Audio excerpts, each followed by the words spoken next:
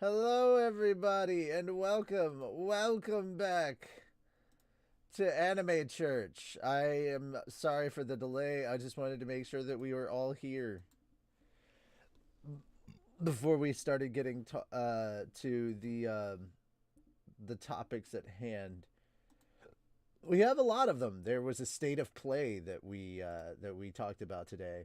Also, I guess I should go ahead and talk about a couple of things that will affect Fat Dog related content and content from me. I guess I should get that out of the way. My motherboard is slowly dying. That is one of the topics that is affecting a lot of stuff. It's the reason why you don't see me streaming right now, even though I am playing Sons of the Forest. I'm having a ball playing the Sons of the Forest. I can't wait to play Sons of the Forest with all the rest of you. If you're wondering about Sons of the Forest and is it fun? Yes! It's a hell of a lot of fun. It is multiplayer. It is in beta. It just came out like 3 days ago. It's really cheap. It's only $30. It's super fun. It is a good time. Highly recommend you come and play it. Do not attack the three-legged, three-armed lady. She is there to help. She is an And NPC. She is there to help. You can give her weapons when you get the pistol. If you get the shotgun, highly recommend you give those to her. Trust me, it will help, especially when you start building your shelters and your defenses and stuff. Highly recommend you give those to her. She will keep you safe. Not even joking. Cannibals showing up, gonna start causing trouble in your little neighborhood. Don't worry. She's the police. She will take care of it with extreme prejudice. Anyway, he is Mr. Rogers' friend. also In other also words, once you befriend her, she will bring you like good things. Health supplies, healing herbs, fish to eat, stuff like that. Also, your buddy. Another thing that I recommend, and this is something highly recommended. Chop down trees by yourself, then tell your buddy to collect logs. Trust me, it's faster, and he won't chop down the trees that you put your like bases on and stuff. speaking of which, is your treehouse still standing by itself? Yeah, my treehouse is still floating in the sky. It's great. Hmm. It's beautiful. However, if you build a treehouse and tell your buddy to go chop down trees and you don't turn off destructible stuff, he will chop down a tree that your treehouse is in and bye treehouse.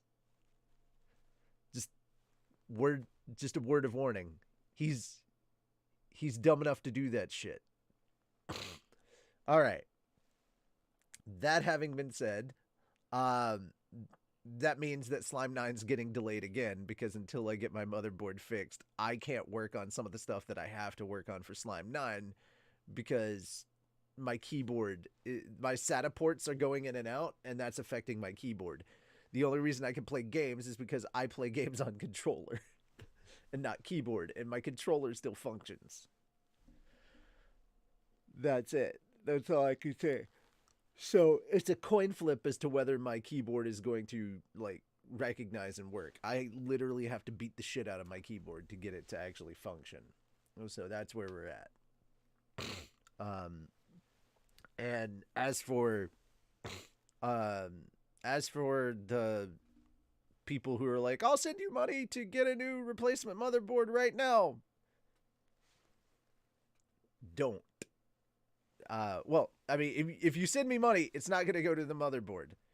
There, as sad as the motherboard thing seems, that's not the priority right now. The priority is moving costs because we're basically at the end of February. I have to move out of where I'm at right now in April. And so the cost of moving is the thing I have to focus on next month. And the place I'm in right now has a bit of a bug issue. So I'd rather move to my new place where it's going to be bug free and then swap out all my electronics and everything in the environment where there's not bugs. So I don't have to worry about that and deal with that. And I've got a clean PC that is bug free and all that stuff. And I will be cleaning everything out before the move and making sure that I don't bring any of that stuff with me. Trust me, I don't want to bring any of that crap with me. So that's a thing. Let's see. What else? What else we got?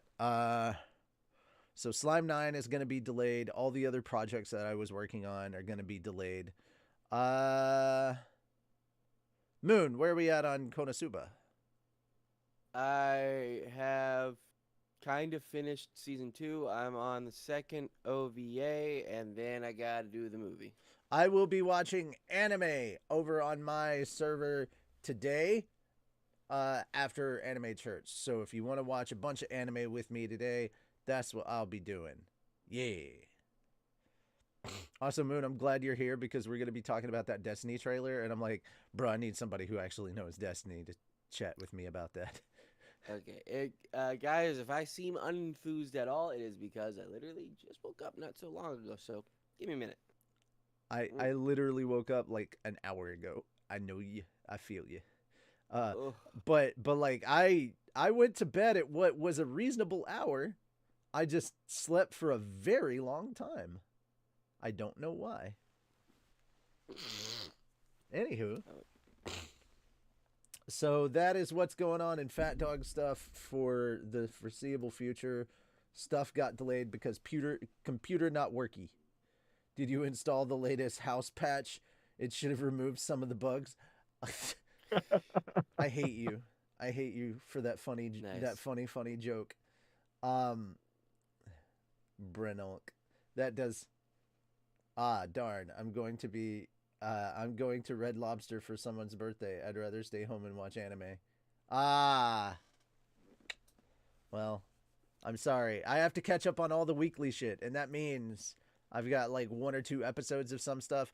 The funny thing is, we're probably going to start off not with Crunchyroll, but with High Dive, because I needs to watch the new episode of Danmachi, because I needs to find out what's going on with the crew, and are they going to encounter freaking Bell. What's going on with Bell and the crew. I really want to read what's going on because I'm really, really anxious to find out what's up, but I have not been reading ahead, which is rare for me, just sticking with the anime, because normally I read ahead because I want to know. Like, I have that personality that demands that I know. What I am hearing is you guys don't have enough coffee in you yet. Oh, that's what... Okay, Revan, you drink enough coffee for the rest of us. You're drinking too much coffee. Also, caffeine has no effect on me. Also, Revan, I'm the antithesis of you. I don't drink coffee. And unlike these two, I've been up for 12 hours already. Also, yeah, there's that. So, yeah, I just don't drink coffee. So, yeah, coffee has the opposite effect on me. Coffee makes me sleepy. Of course, there's also the fact that I put alcohol in my coffee, so that might have something to do with it too. Wait. Your coffee isn't just straight alcohol? Your alcohol isn't just straight coffee? Kahlua, man, that's all I drink in the mornings. Hell yeah. It gets me through my day. That's how to get going. I like to have a little coffee with my Kahlua. Did we introduce ourselves? No, we haven't. I just did the Fat Dog intro. I got to the important stuff so people would leave me the hell alone on asking where's slime. Guys, we're having a great day.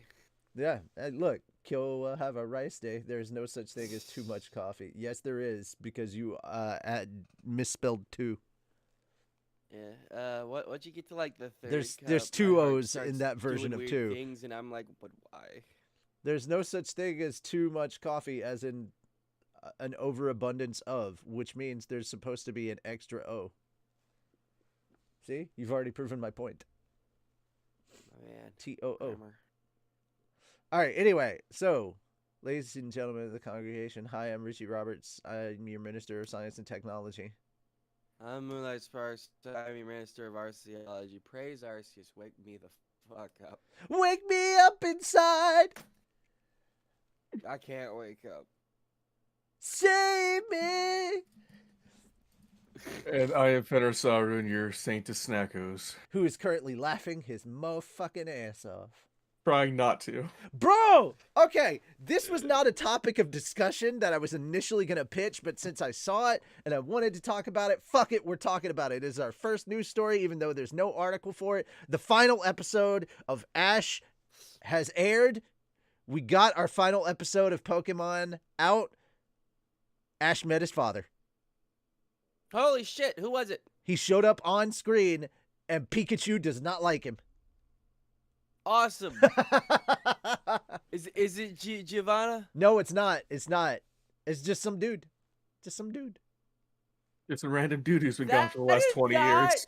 Cool. Why the fuck? He has a beard. If you want to see him, if you want to see him, there's pictures online. Ash met his dad. Ash finally met his dad. It is not Mr. Mime. It is not Professor Oak. It is not Giovanni. Ash just finally met his dad. Yeah, now that Ash is the Pokemon champion, his dad's coming back to reap all the benefits of it. No. The first thing that his dad said to him is, "I'm sorry, I haven't been around." That's exactly what a deadbeat dad would say. I love Cody showed up. Pikachu's deadbeat senses tingled super hard. No, apparently his dad has literally been working this whole time. That's what it is. He's been working nonstop for the last 20 years? No, it's been 1 year in Pokemon time. Bullshit. So his dad's been working nonstop for 1 year. He's no on days off. He's on hardworking dad time. No days off. Can't even see his son off on the beginning of his Pokemon Dude, he's on journey. corporate Japan time. You know how hardworking it is over there. Fair. No. Apparently, you cannot see any pictures. So Izuku's dad style. Yeah, that's what it is. He's like Izuku's dad. Because Izuku's dad died. Izuku's dad is All Might. You can't convince me otherwise.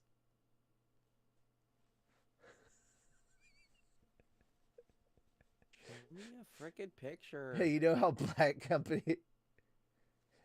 black companies work? I don't know if that's racist or if you're talking about like dark companies. Like evil corporate America kind of companies. I'm going to assume you're talking about that and not making a racist joke during Black History Month because bruh.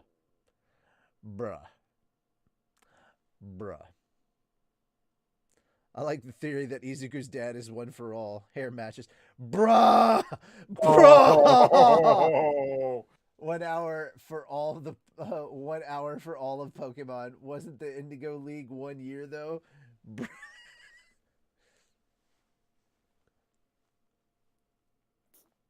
Gotta catch them all. Gotta catch them all. Yeah. That's what, bro. We already had Gotta Catch them all. It was called Oregon Trail, and it was basically all the diseases. Oh, I thought it was all the STDs. America I did was it playing first. the wrong game. No, it wasn't STDs. It was all the diseases. America did it first. We're not impressed.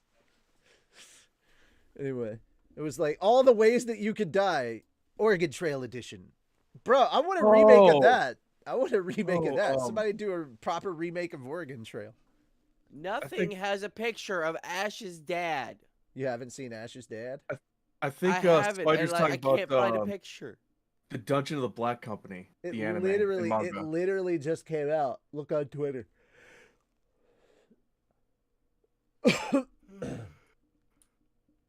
Like Pikachu was trending on Twitter, and that's how I found it.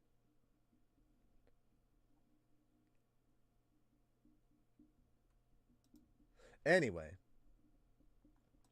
Vicious. It's on Steam. Oregon Trail, aka Dysentery Simulator. You died from dysentery.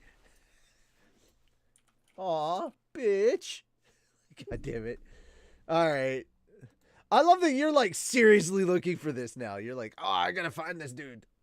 I want to see what he looks like. Did I get like trolled or something? You could have. Bitch might do. Yes, Brenlock, it was called Oregon Trail. Yes. And it was hilariously stupid, and I played through the entirety of it. I played the original.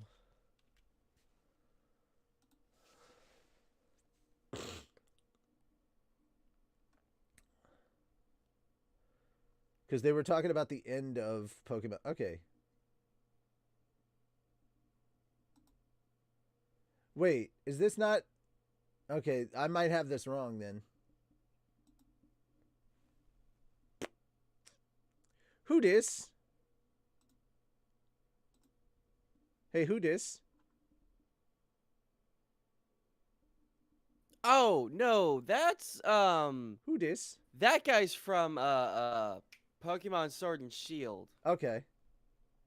He's the like prime minister equivalent. Oh, he's the prime minister equivalent. Okay.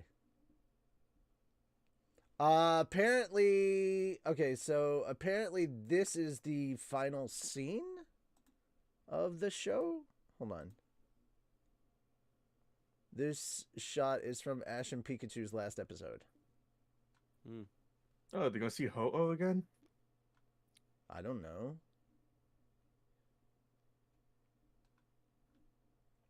I'm taking it back.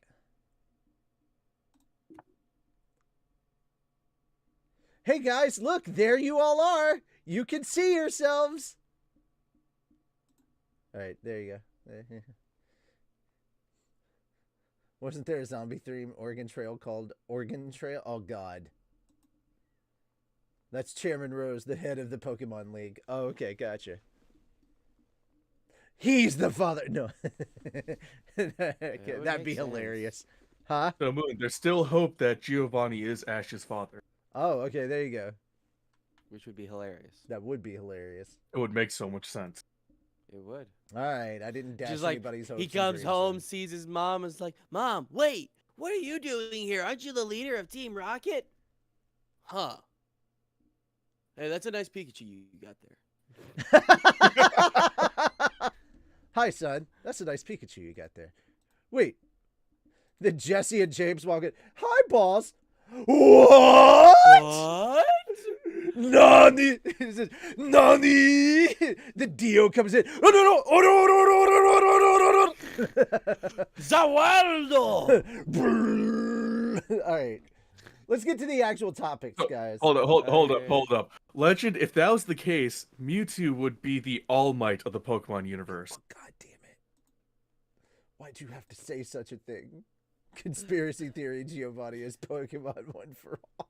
Pokemon's one for all. No! No! Why? Love it. All right, guys, time to talk about it. It has happened. That time I get reincarnated as a slime. Season 3 has a sort of release date. Not an exact one, but they have announced that it will debut in spring of 2024. Yeah. It would have been better if it was coming out in like April. I would have been super excited. It's like, the movie just wrapped. Get ready for season 3. I mean, In 1 year. in a year. Nani? But yeah. This weekend saw a bunch of announcements for That Time I Got Reincarnated as a Slime series, followed by the grand finale screening of the Scarlet Bond anime film, which better show up on Crunchyroll very, very soon. In addition to a new 3-part OVA. OVA. All right, yeah, shut up. Don't judge me. Or do. I don't care. You can judge me in the comments. Just keep posting comments. I don't care. You're guilty. Am I? Am I really? Yes. Then be sure to tell me how guilty I am in those comments down below and help Algorithm Kun. You can also join our Discord and tell Richie all of your thoughts there. Yeah, did you know we have a Discord? Because we have a Discord. It's made of real velour. With the finest Corinthian leather. Baka. Anyway, in addition to the new 3-part OVA, a new short story by original author Fuse, and more, one of the big reveals that the 3rd season is officially slated to make its broadcast debut in Japan of spring 2024, which is good. I want to see round 2 of Hinata versus Rimuru because it ain't gonna go the same as last time. It is not. Also, I strongly hope that they're going to do the Tempest Founders Festival because I really want to see the dungeon animated. Mm-hmm. Also, because just imagine we have to do. Look, it's not going to be the same. We're going to have to do a watch party. Me, Sonic, Moon, and Shem all have to sit down and do a watch party once the dungeon comes out because the four of us have to sit down and see the glorious debut of Gay. Oh, yes. And every time they say his name, which they're probably going to change to Guy, I don't care. It All doesn't four of matter. us are It just gonna doesn't go, matter. "Gay," We're calling him Gay. and he will always be gay. And then we're also gonna get what was his name? Baston. Baston. Guys, if you want to know why we're saying it this way, go check out the light novels over on Fat Dog Light Novels or over on our Twitch, man. Yep. Yeah. Based on the light novels by Fuse, blah blah blah blah blah. Okay, so yeah, we're tired and excited. We're tear-sighted. Man, I don't know why I yawned. I got the person who has had the least amount of sleep is probably the one that is not doing the yawns, man. How? Yeah, right. Fantastic question. Oh God, not the Zap memes. Yes, Zap Brannigan. Zep Brannigan. The boy.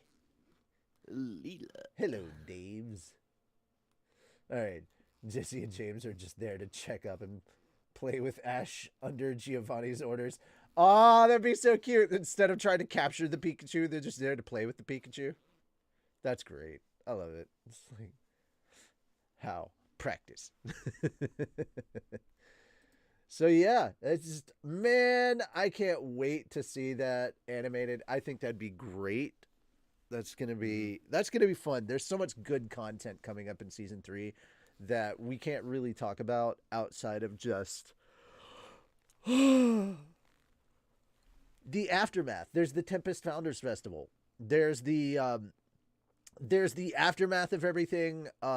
There's the rematch, which is obviously a big part of what's coming up because they're pushing it. I'm pretty sure they're going to break it into 2 cores, and the first core is going to be the rematch with Hinata and Rimuru. So you're going to have the Church versus Tempest, and then the second core is probably going to be the Tempest Founders Festival. So that's going to wrap up 8 and 9, because if they do it right, you could take all of Volume 7 and make that the first core. And then 8 and 9 could be the second core. Oh my God! The Colosseum! The whole thing in the Colosseum! The gladiatory Colosseum! Plus we're getting Masayuki! Oh, that's gonna be great. Oh my God, the whole Colosseum thing. I was wondering how long it would take you to realize. The Gobta being a complete moron thing and the Ranga fusion thing, and oh man, there's so much good stuff.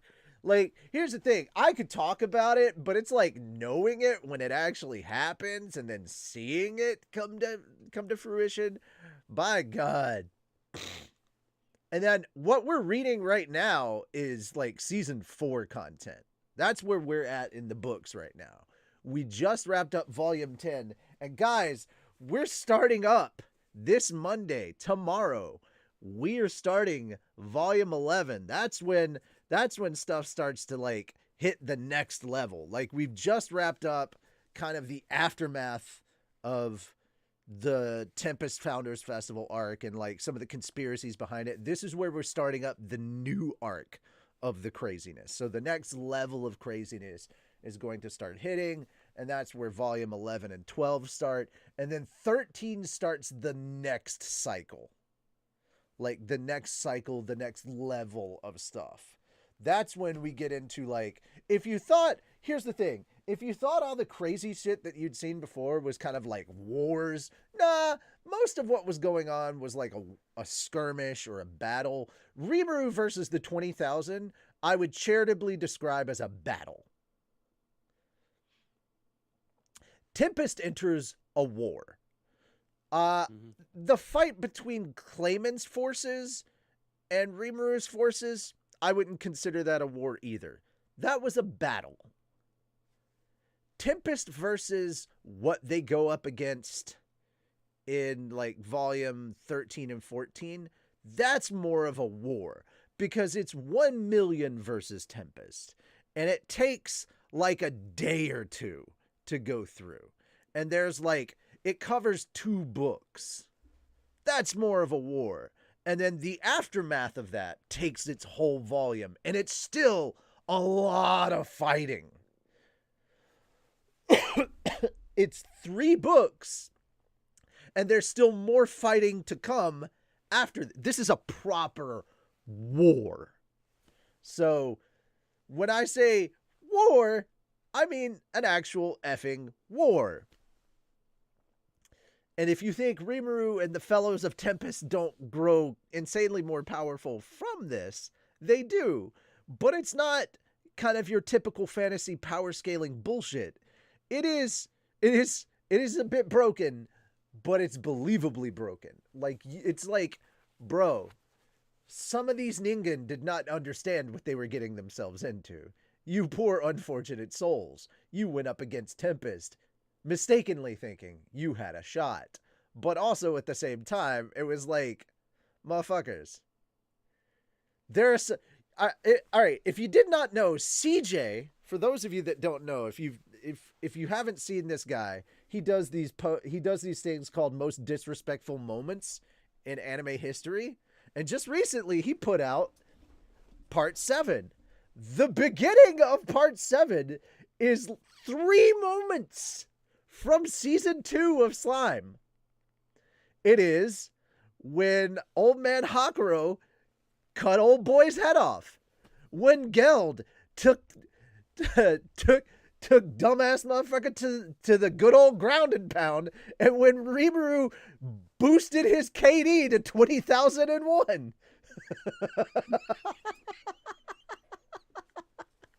I love how he did it too. He had Rimuru up in the air, and he was like, he boosted his KD to 20,001, and you're just watching soldiers drop, and you're just seeing the revive sound and hearing the sound effects from fucking Fortnite pop up in the background. It's just like, God damn it. Bro, if you haven't seen it, highly encourage it. It's just beautiful. It's beautiful. And I'm like, man, if you think those are disrespectful moments, let's get to seasons 4 and 5. You want to talk about some absolute disrespect. Also, we haven't even fully covered the amount of disrespect that is Diablo. And he did lightly touch on that because he talked about Diablo going up against what's his name, and he's like, he threw a whole fireball at him. He blew it out. He summoned a whole ass golem. He backhanded it, and then he just walked up and gave him that light skin stare. And I'm like, oh my god, bro. Oh my god. It was so funny. We were dropping boys. Where were we dropping boys?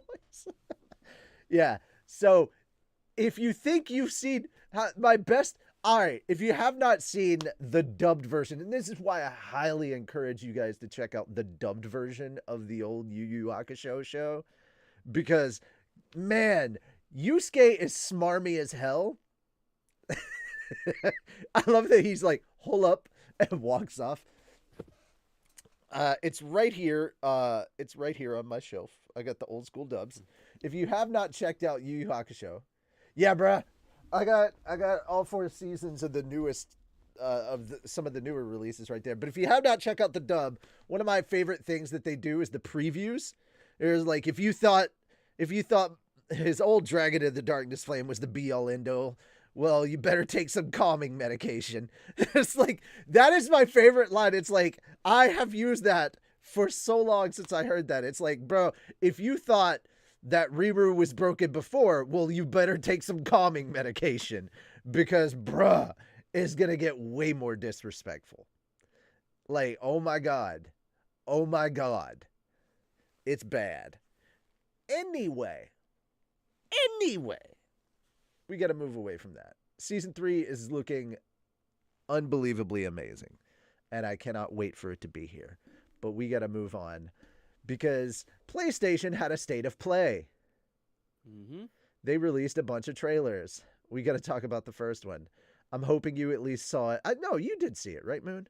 Because I think I showed it to you or something. The Lightfall trailer? The Lightfall launch trailer. Yeah, I watched it on my own time. Okay. So a couple of things in this trailer that were crazy. I think you by now you've seen the live action Destiny trailers from way back when. Yes. I Yeah. have seen those. I do Okay. remember those. So and you saw the trailer or the cutscene from the end of Season of the Seraph where the traveler went into orbit. Yes. Okay.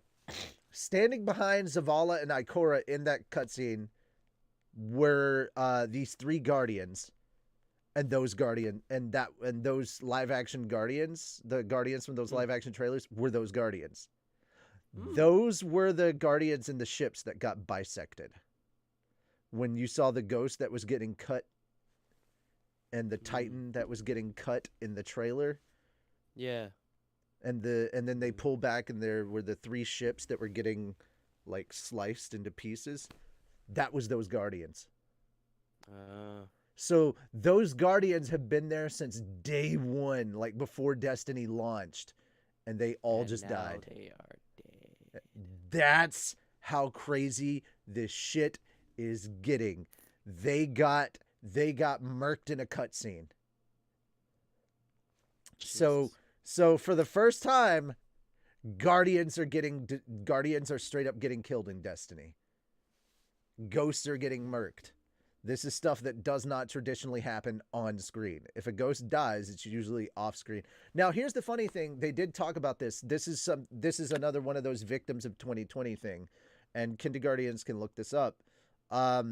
There was originally supposed to be a cutscene where Osiris lost his ghost Sagira during Season of the Hunt. They were actually going to show how that all happened, but it got lost and thrown on the cutting room floor thanks to COVID. They couldn't actually fully work on it and everything. It was one of those things that got unfortunately pushed aside and everything because the Rona happened. Right. Yeah, so as one of those things, 2020 kind of broke everybody. So imagine logging into Lightfall and the first thing you see is you have entered the dark zone. I was like, bruh, you don't understand. I have seen people that are watching and reacting to stuff that are kindergartens going through and watching all the content so far that are like, yeah, I'm kind of siding with the light. And I'm like, are you fucking serious? Do you know what the light? And I'm like, you don't know who's controlling the light. And then they finally get caught up and they're like, I'm kind of vibing with the witness. And I'm like, yeah, you better be glad there's not like real PvP in this game. I would murk you so motherfucking fast. Like, bitch, you don't know about builds. You just discovered. It's like, do not quote the old words to me. I was here when they were written. It's like, bro, I will fuck your shit up. You are not worthy of your ghost. They're like, no, don't take my buddy. And I'm like, you don't want your buddy. You sided with the darkness. Give me your light, bitch. Yeah, you see, they talk all this shit and they'd be the first one to cry if I took their light subclasses away from them. Yeah, fuck you. Not worthy of Strand. But yeah, dude. Plus, Strand we gonna got be a darkness subclass? Yes, it is. Technically, though, it's a darkness subclass, but it's the web of life. So, also, it's not something that's given to us by the darkness, and it is not given to us by the light. It's something that we discover on our own. So that's what's interesting about it. So is it a darkness subclass if we found it on our own? That is the question. Yeah. So it's all in how you interpret it, I guess, at this point with Strand. In my head, I'm regarding Strand as kind of a neutral subclass. That's how I'm going about it, because the pyramids didn't grant me this. The pyramids granted me stasis, and I'm using it for my own ends. But the pyramids did not grant me Strand. The other thing, the Traveler's fighting back. Mm-hmm. That big ass laser was really cool. All right, so here we go. The Traveler has upgraded. He said, "Fuck your sky beams. We do space beams in this bitch."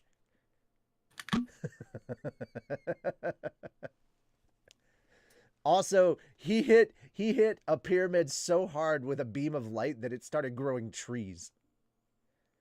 Like in space. Oh shit, that is what's It happening. started growing trees on a Wait, pyramid that in looks space. like the plant life that's on the Vex planet. A little bit, but also like if you go back to an older trailer, like literally there are trees growing in front of the Witness in an older trailer. So it's like, oh, okay, what's going on here? So I'm interested in also, seeing this. With that laser thing coming out, something that always kind of confused me was Bro, it's the, just 2 days away. Elixni. I know. But the Elixni were all like, we built him in this image. And I'm like, your machines have a giant ass fucking eyeball. How is that possible? And then you see this laser and you're like, oh, now I see it. Yeah. Also, you know, they built them. They built their machines as big spheres, so it kind of makes sense. Yeah. All right, next trailer up, because I'll be here all day if we keep talking about these. I went for way longer than I anticipated about Slime, but it's Slime. We're gonna skip the interview. We're doing the interview after the games. So, Resident Evil 4. We finally got our final trailer for this. This is where things got good. Now, I also heard some other stuff that we're going to talk about Ashley and the changes they made to Ashley a bit. So that's good. All right. In this trailer, some very new and interesting discoveries that were made. Who here's played the old school Resi 4? Okay. Me. Moon, you haven't played the original Resident Evil 4 for the GameCube or the PlayStation or any of that stuff? Or Steam. Moon, are you even listening? I was watching the Avatar thing. Sorry. Yeah. Have you played Resident Evil 4 before? I have played none of the Resident Evils. Oh, wow. We got to get you on that. Okay. Yes, we do.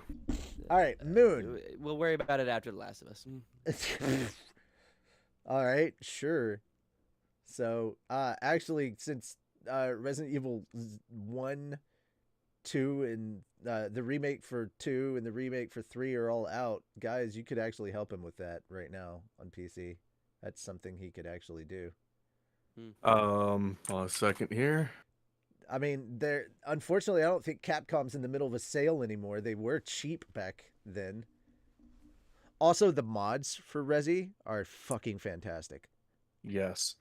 But There you go, when Moon. you do download, whoa, what? Which one did you get for him?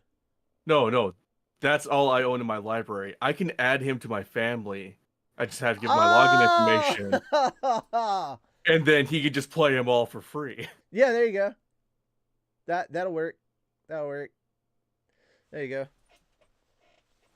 All right, so really quickly, let's see. For Resident Evil 4, some of the things that we learned. What's his name? The guy, the viral expert guy that they brought on that dies pretty early on is Luis. Thank you.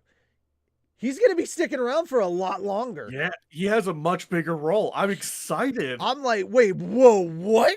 This guy's going to be sticking around for a while. So, yeah, that's different.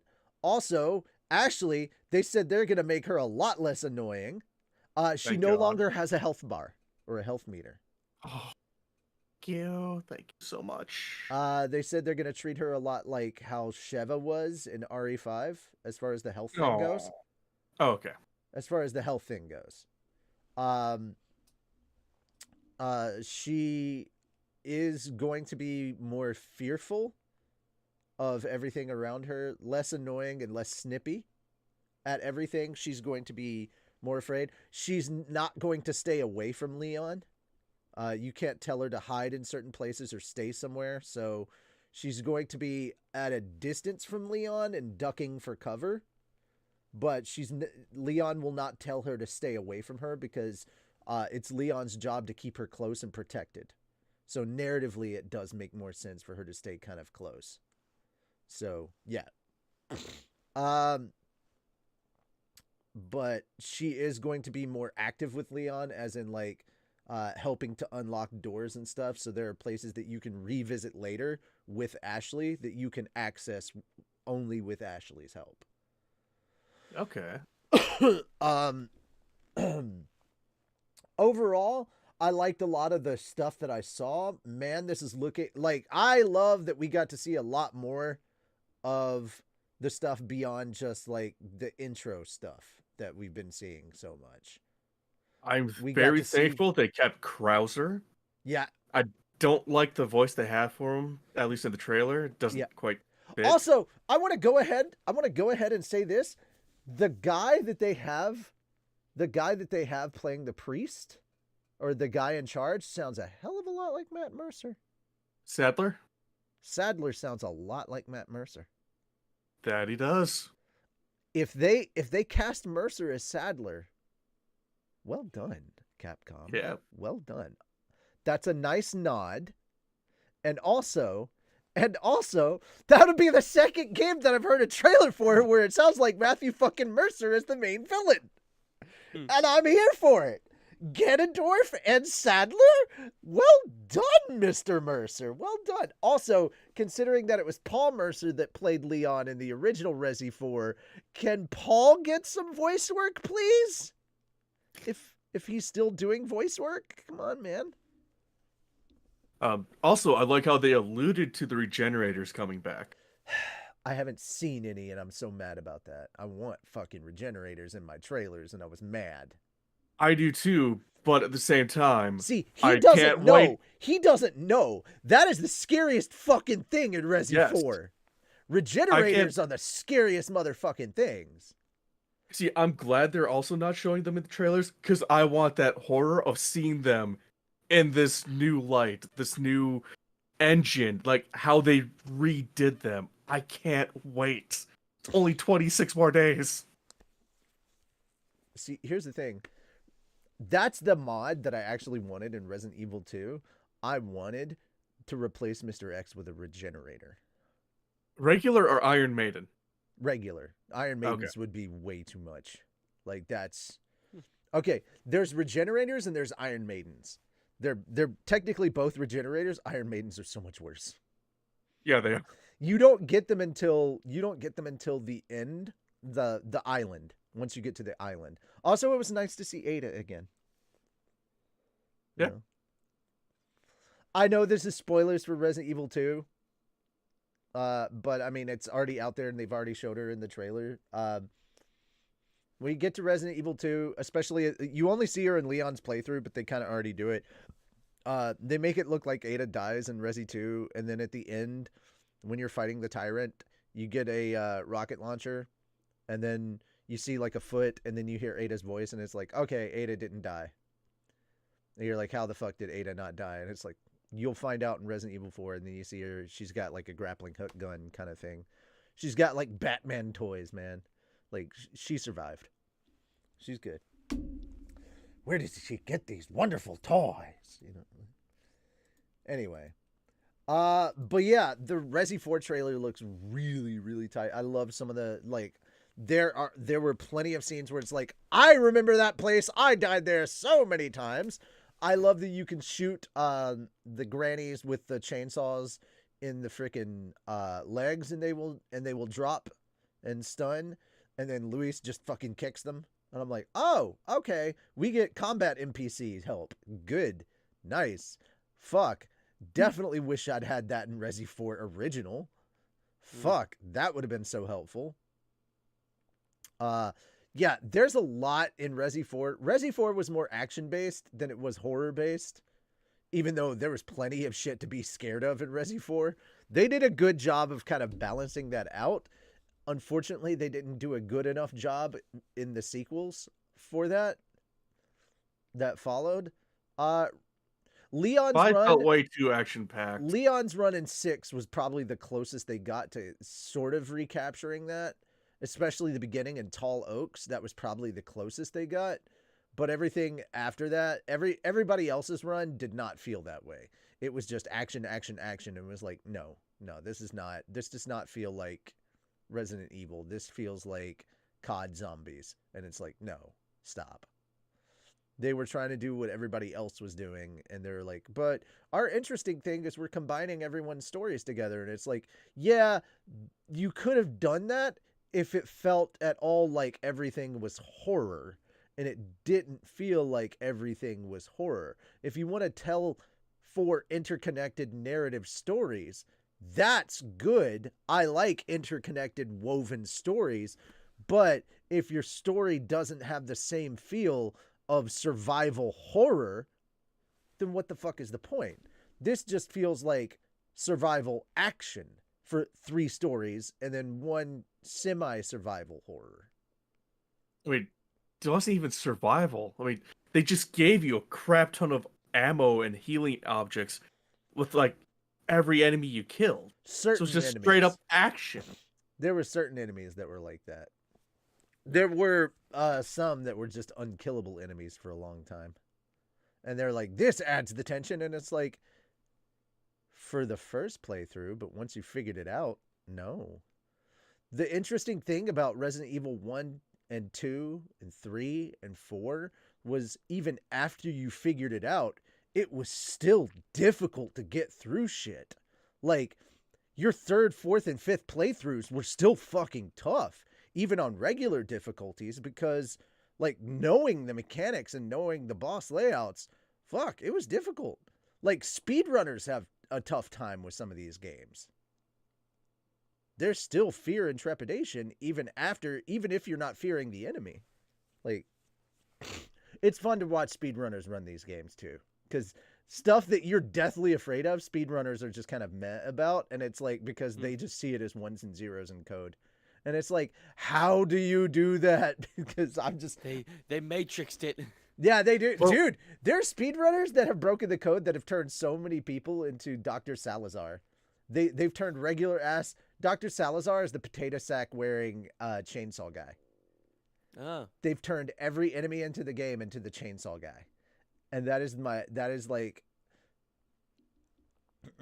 No. There's a code where they have plopped regenerators in the village at the beginning. And I'm like, no. That is my worst fucking nightmare. Dude, the scariest thing out there is the fucking regenerator breathing to me. I'm like, nah. Yes. No. Yes. No. All right. Moving on.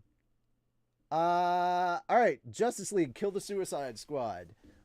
We got a full gameplay trailer for that, and I don't know how this... I'm kind of up and down on this. Like, the gameplay looks fine, but I don't know how they're swapping between characters. I don't know how that's working. I don't know if it's auto swap, if they're doing it themselves.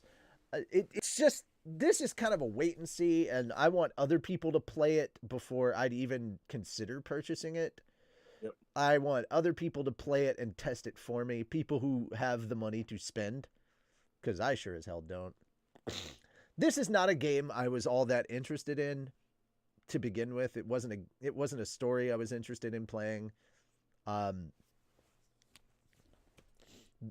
the guys at Rocksteady said that this takes place after Arkham Knight, and I'm like, dude, how are you going to say that when you've literally got a Batman in here and it's voiced by Batman? Didn't you kill him off? So what actually happened? Are you going to explain that? No, I doubt it. I seriously doubt it. So what the frick is going on here? And so we're never going to get that answer. We've got all this other stuff. Anyway.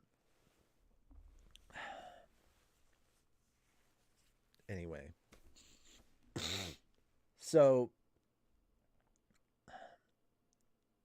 this one is literally a big mission to rescue Lex Luthor from being in a container and being locked in a container by the Flash, I guess. Okay. And then the one member of the Justice League that hasn't been captured by Brainiac is apparently Wonder Woman. And then she wraps up Flash in the lasso of Hestia. The Lasso of Truth, and it ends with him saying that the only way to stop them is to kill them all. Huh. But I mean, there's a lot of interesting gameplay mechanics, but it's just kind of like, I don't know, dude. This doesn't feel like a game that's meant for me. It's big, it's loud, it's flashy, it's neat. This looks like a game that's meant for other people. It's just not for me. So I'm sure there's a lot of people out there that are like, hell yeah, I'm ready for this. And I hope they have a lot of fun with it. But this is just kind of a wait and see for me. I don't know necessarily if I'd have a lot of fun with it. I don't get me wrong. Rocksteady has my trust and my faith. I love the Arkham games, but this one's just not it for me. Like, I'm like, you jump to Suicide Squad? There were so many other characters in DC that we could have gone with. I'm kind of with Angry Joe on this one. We could have had a Superman game. Rocksteady could have done a dope-ass Superman game. Mm-hmm. They could have done an amazing Superman game. Yeah. They're like, there's nobody for Superman to fight. He's so overpowered. I'm like, there are so many characters that Superman can fight. Did you know this motherfucker is weak to magic? Have you seen the amount of times Darkseid has kicked his ass? Like, you want to talk about overpowered? Superman can get his ass handed to him by gods. Literal gods. Wonder Woman has beat his ass 7 ways from Sunday. Shazam has kicked his ass. Zam's just a, freaking middle schooler? Yeah, this man has gotten his ass beat by Billy freaking Batson. Come on, man. Yeah. Come on. And like, they could make the story interesting, like maybe starting him off with having touched, I think it's blue kryptonite. Yeah. Makes him lose his memories. Thought blue. Yeah. Well, I don't know what blue does. Red kryptonite. I know. Makes him weak, right, or something. I don't. No, remember. green kryptonite takes his powers away, makes him weak. Red kryptonite. I forget I what don't all the remember what red different kryptonite types of. does.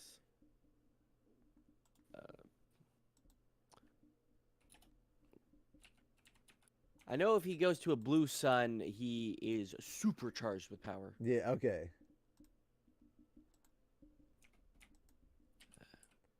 Mind seeing a Flash game from Rocksteady would be better. See, this is why we need a Superman game, because I don't know enough about Superman. That's the problem. I stopped paying attention after they brought him back. The last time I read Superman was after Rebirth of Superman. After Death and Rebirth, I stopped reading Superman because I was like, that's as good as it's gonna get. Peace. Oh. I never did Crisis on Infinite Earths and the New 52.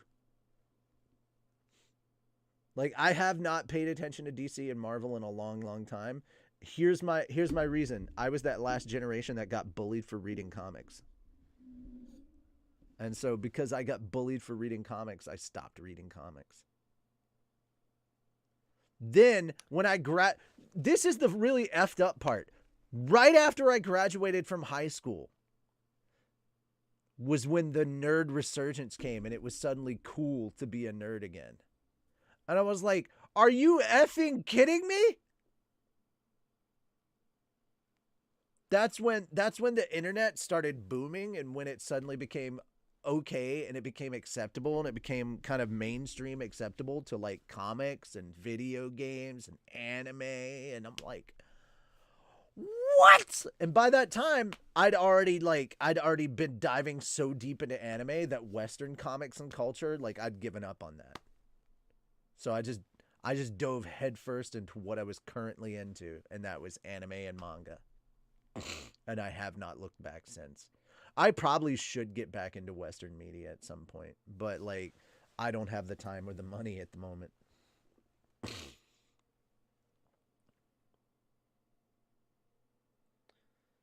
Mix between Avengers and Anthem feels kind of mid. Breno, that might be the best description I've seen. Rocksteady is the developer of the SS game. What's the SS game?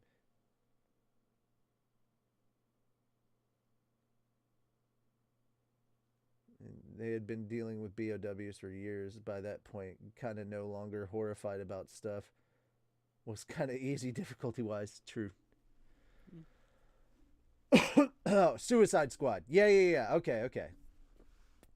When you say SS, I'm like, are we talking about Wolfenstein shit here? Because, man, I've forsaken Western media for the most part too. Yeah, I get you, Spider. It's not necessarily I've forsaken it. It's just like, eh. Yeah. Alrighty. So I forget how to pronounce his name because he said it at the beginning. I need to look it back up. There was an interview with with Brian, one of the creators of Avatar: The Last Airbender. And Korra as well. And he's talking about kind of like how it came about and all this other stuff. Yeah, you look very shiny because of like the window. Like you're you're half lit in the sun and everything. It's like, oh my god, you look like a holy ray is descending upon you. If only it would bring me more snacks. If only it was bringing what? Bring me more snacks. Oh. Speaking of snacks, I have chips.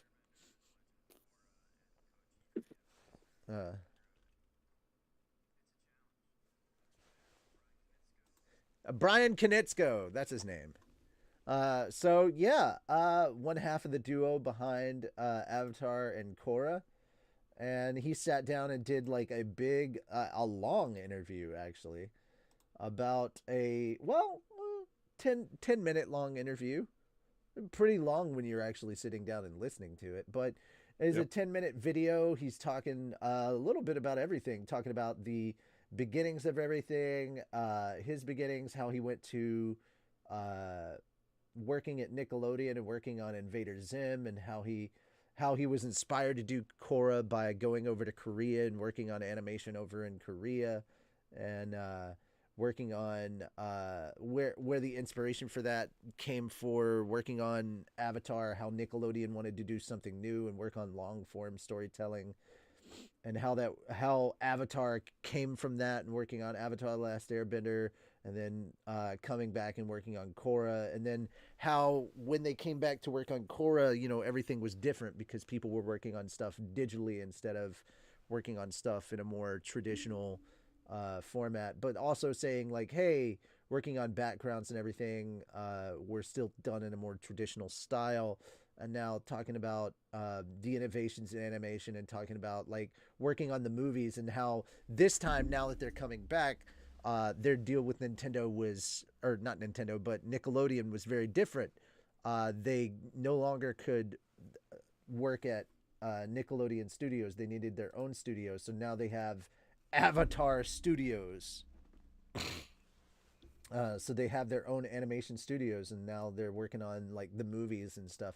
So it's not really, they're not really going into much talking about what's going on in the upcoming stuff, but they are talking a bit about the behind the scenes and the background of Avatar and Korra and all that stuff. So it's kind of a neat interview. Didn't really have a lot to discuss in terms of like what's coming up, but I did think it was kind of a neat behind the peek behind the curtain, so to speak, as to how all this stuff came about. And I just thought it was like a new, unique, and interesting look into how all some of the stuff that we all kind of grew up with and loved got made. I say grew up for most of you. I was a young adult when a lot of this came out, but again, it is interesting because there's like several generations of us that kind of watched this all together. Like I may have been a young adult in his like mid-20s when I watched this stuff, but like there's kids that watch this with their parents, and like, bro, we love this shit. I can watch this stuff with my parents now and they would love it. It's great. It's got the beautiful thing of this story with both Avatar and Korra is there's not a generational gap here. You can watch it with multiple generations. That's the great thing about it. It might be the one show where no generation would fight that is not good. It's just good storytelling for all. It is. Yeah. This is beautiful. And he's talking about anime as being like a big influence. And one of the things that he's saying is like people that were watching it and craving it were like, oh man, yeah, this is really good and really new stuff. But if you'd been watching anime for a while, you'd look at this and be like, there's nothing really that different here. And it's like, he's not wrong. If you watch a lot of anime, you're sitting there going, yeah, this is pretty par for the course. So it's kind of the same thing. To be fair, it's kind of the same thing with Ruby. People who had not seen a lot of anime out there, they were like, oh my God, this is so new and unique and different. And people who watched a lot of anime were out there going like, are you kidding? This is not new and different. This is every anime out there ever. This is slice of life, school drama. This is new kid in school. This is like 6 different genres of every anime I've ever seen all rolled into one. And this is like the most bare basic versions of all of that. The only thing that's new, unique, and different is the fight choreography that Monty Ohm does. And that's why I keep yelling at people that are like, seasons 4 or 5 are shit. And I'm like, no, that's when it became new, unique, and interesting, because the story and the characters finally like had their moment to step up and stand out. No offense to Monty. He is missed and beloved. I grew up watching Haloid and Dead Fantasy and all that stuff. His fight choreography was amazing. It's just that there wasn't enough storytelling and stuff in there to really like step it up and make it so unique. And there needed to be quite a bit more of that. I don't think there was enough of that in the first 3 seasons. And by the time we got to the later stuff, we lost all of that fight choreography. So something had to make up for that. And that's where it happened. And so something that was much, much needed in the earlier stuff finally had to step in. So, I mean, I'm sure I'll get hated for it, and I've said it a bunch, and I'm sure people are rolling their eyes because they're sick and tired of hearing it from me, but I will say it until the end of time, till the heat death of the universe. But it's true. Something that was sorely missing and was needed had to step in and fill that void. So you may think those 2 seasons are trash, but they were much needed setup for future events. So anyway, but it was an interesting and I thought a much needed palate cleanser for going from the state of play stuff that we were talking about to moving on to other topics later on. So a really neat and interesting peek behind the curtain with this interview. So I didn't really have a lot that I wanted to say about it. I kind of was more just like interested in getting you guys' thoughts and opinions on this particular interview. Honestly, I only watched like the first 3 minutes. That's okay. I watched the whole thing while you guys were talking. Of course. But I'm just really excited for more Avatar. And Yeah. I like how he talked about the setup and everything. I need to finish Legend of Korra, actually. I never got to watch it fully because it had moved to like a different time slot that was either competing with a whole bunch of other things, or I just never found the time to watch it. So I didn't get to watch it as it was coming out, and I tried rewatching it a while ago when it was on Netflix, which, you know, I was enjoying it. But then I got to a point where I just picked up another show, and then another show, and then another show, and then I just let it go off to the wayside. So I need to finish it. And like, you need to get to the Agni Kai in season 3 in book 3. Seeing so many episodes or so many of these flashes they're showing from the Legend of Korra series. I'm like, the fuck is that? The fuck is that? Wait, what's going on there? I'm missing so much. There's 4 books in Korra, and yeah, you need to see it.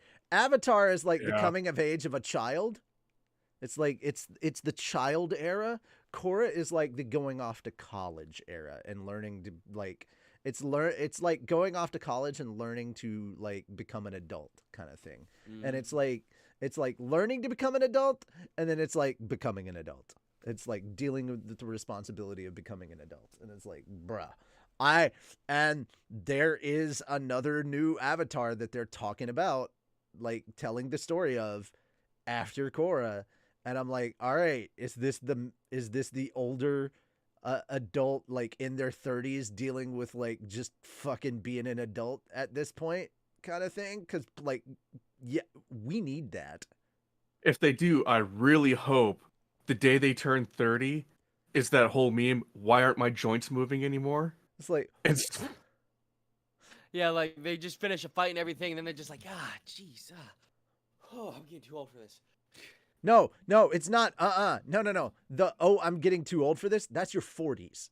Your 30s is, why is my body aching? No. The 30s is your body is slowly starting to like fight against you and break down, and it's never done this before, and you're wondering why. By the 40s, you're used to it, so you and you know why. So you're like, I'm getting too old for this shit. You know why. And by your 50s, you're over it. You're just like, yeah, I don't give a fuck no more. So you just don't do it. Or if you do, you find new ways to do it so your arthritis doesn't flare up. Yeah. Anyway. All right, guys. Viz Media just you might want to duck because Viz Media is about to turn left. And it doesn't want to hit you with its massive meat. So if you didn't hear, Viz Media's YouTube channel adds Death Note, Inuyasha, Hunter x Hunter, and more anime. Yeah, to its motherfucking YouTube channel. So yes, they Viz did. Media announced on its blog on Thursday that it's streaming the following anime titles on its motherfucking YouTube channel for free. That's the important part.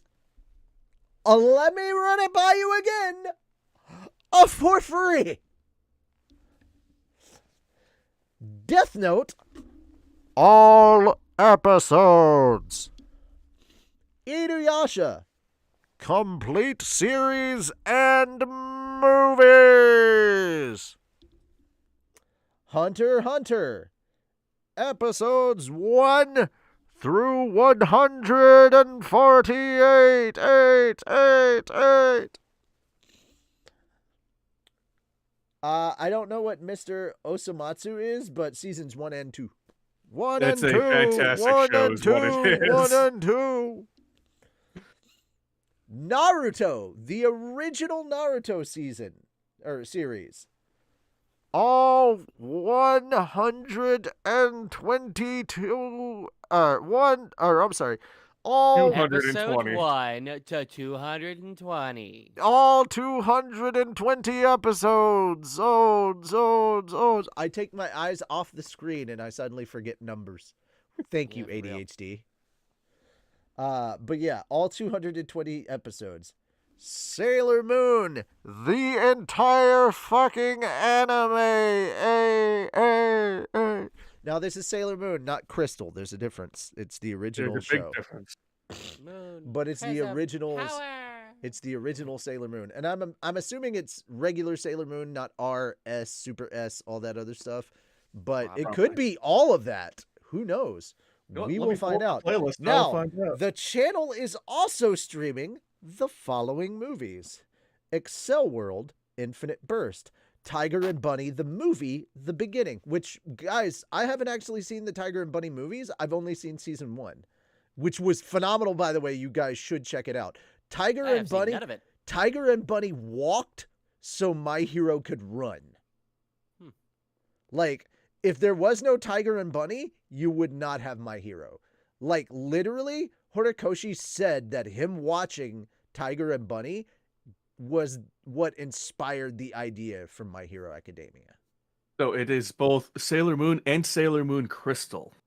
Oh shit. Holy shit! All free With ads. with ads. But guys, if you have an ad If you blocker, got YouTube Red, you ain't got to worry about that. if you have an ad blocker, or if you have Brave. Brave, it won't allow it to play.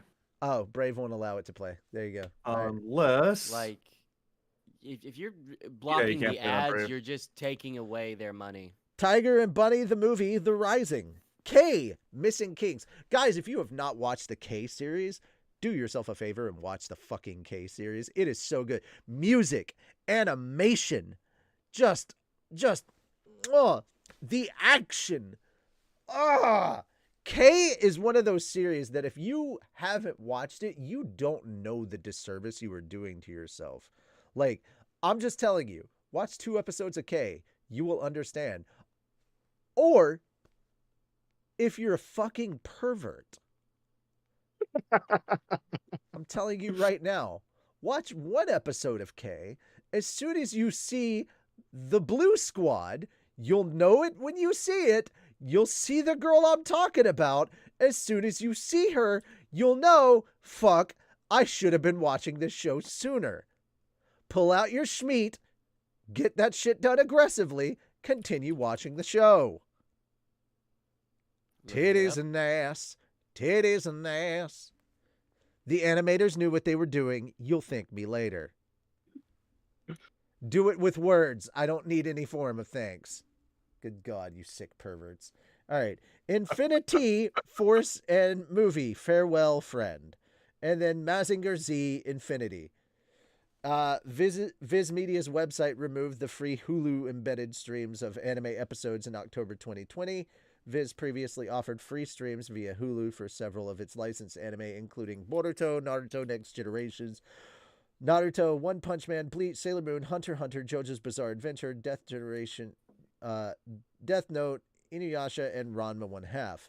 So it looks like they're slowly moving them over to YouTube. I think this is a very good move because this allows people access to check out more old school anime. I think this should be a thing that happens more often.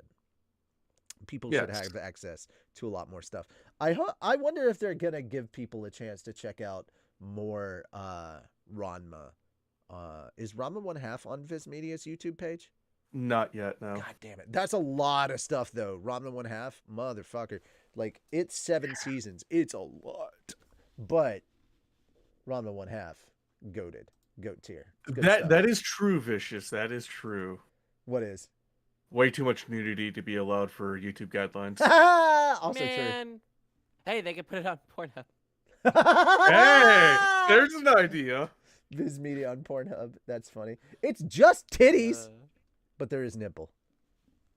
I mean, think about Now it. I really want to watch it. Okay. Yeah. I mean, I'm surprised they did Inuyasha because Inuyasha has nipple. True. But they did do a TV version, so that's probably the version that's up. Yeah. Yeah. All right, on to our last topic. The president, CEO, Toei president and CEO Osamu Tezuka passed away at 62.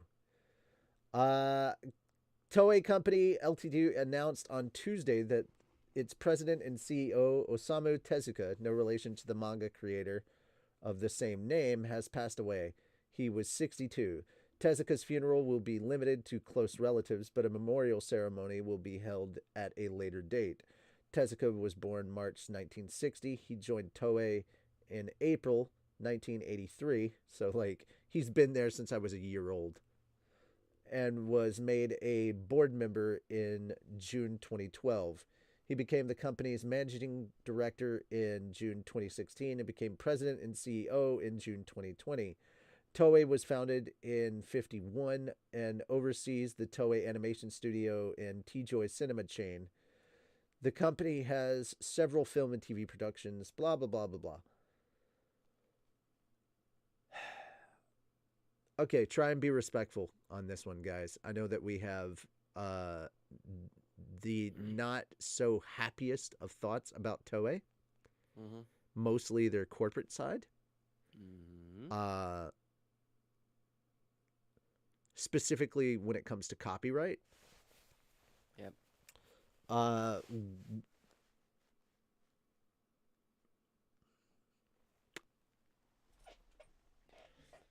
I'm not 100% sure how this affects things over at Toei.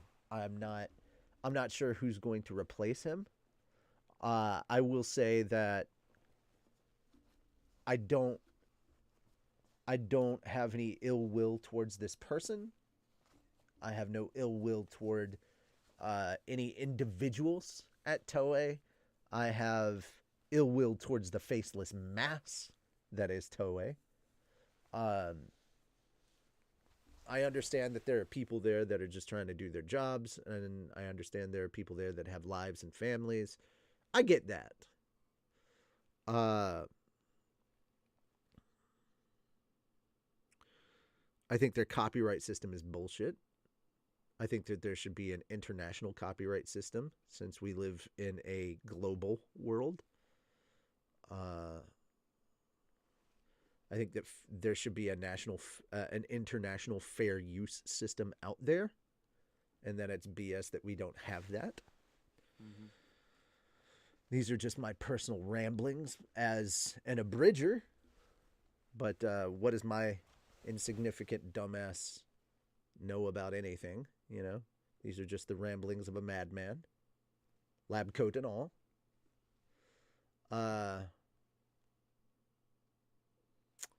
Oh, hang on. I don't have all the props that I need to have. Let me get the dust off. There we go. These are just the ramblings of a madman. Okay. Yeah. I think I stated my point well enough at this point. Yeah. Well, those fell on the floor, and I didn't mean for them to, but oh well. Yeah, it happens. It do be that way. Yes. But yeah, thoughts are with his family. This sucks. I can't imagine they're going through an easy time with this. Some people lost a husband, a father, possibly a grandfather, and that's not an easy thing to go through. So yeah, having lived through at least two of those things, that's not something that is anything that I wish anybody to have suffered through, but unfortunately it is a fact of life that we all unfortunately and inevitably do share, is surviving the death of someone we care about. That having been said, I don't know how this is going to affect things at Toei. I don't know if he is in any way, shape, or form responsible for some of the calls on not changing things or changing things in regards to Toei's stance about any kind of copyright stuff.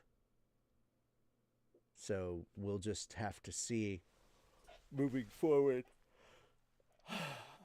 if anything changes with Toei. But yeah, it's not going to happen immediately, even if things do change.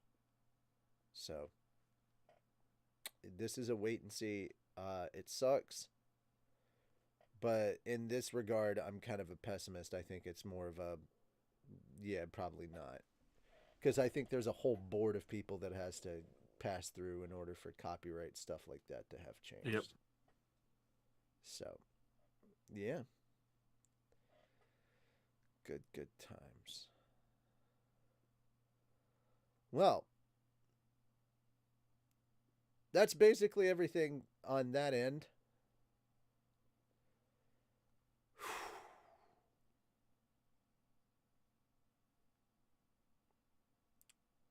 Man, why do we always have to end with sad news? Well, we haven't ended yet. Who's ready to talk about The Last of Us? Oh, that's Woo! right. Let's extend this another hour.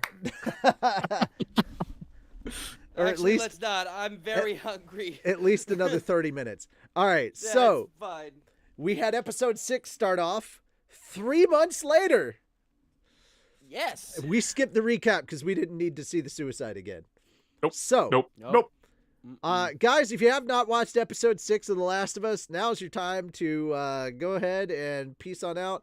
But it's been a week, so we figure you probably had time to watch it legally, we assume, or Hopefully. illegally if you didn't. But you've had time to see it.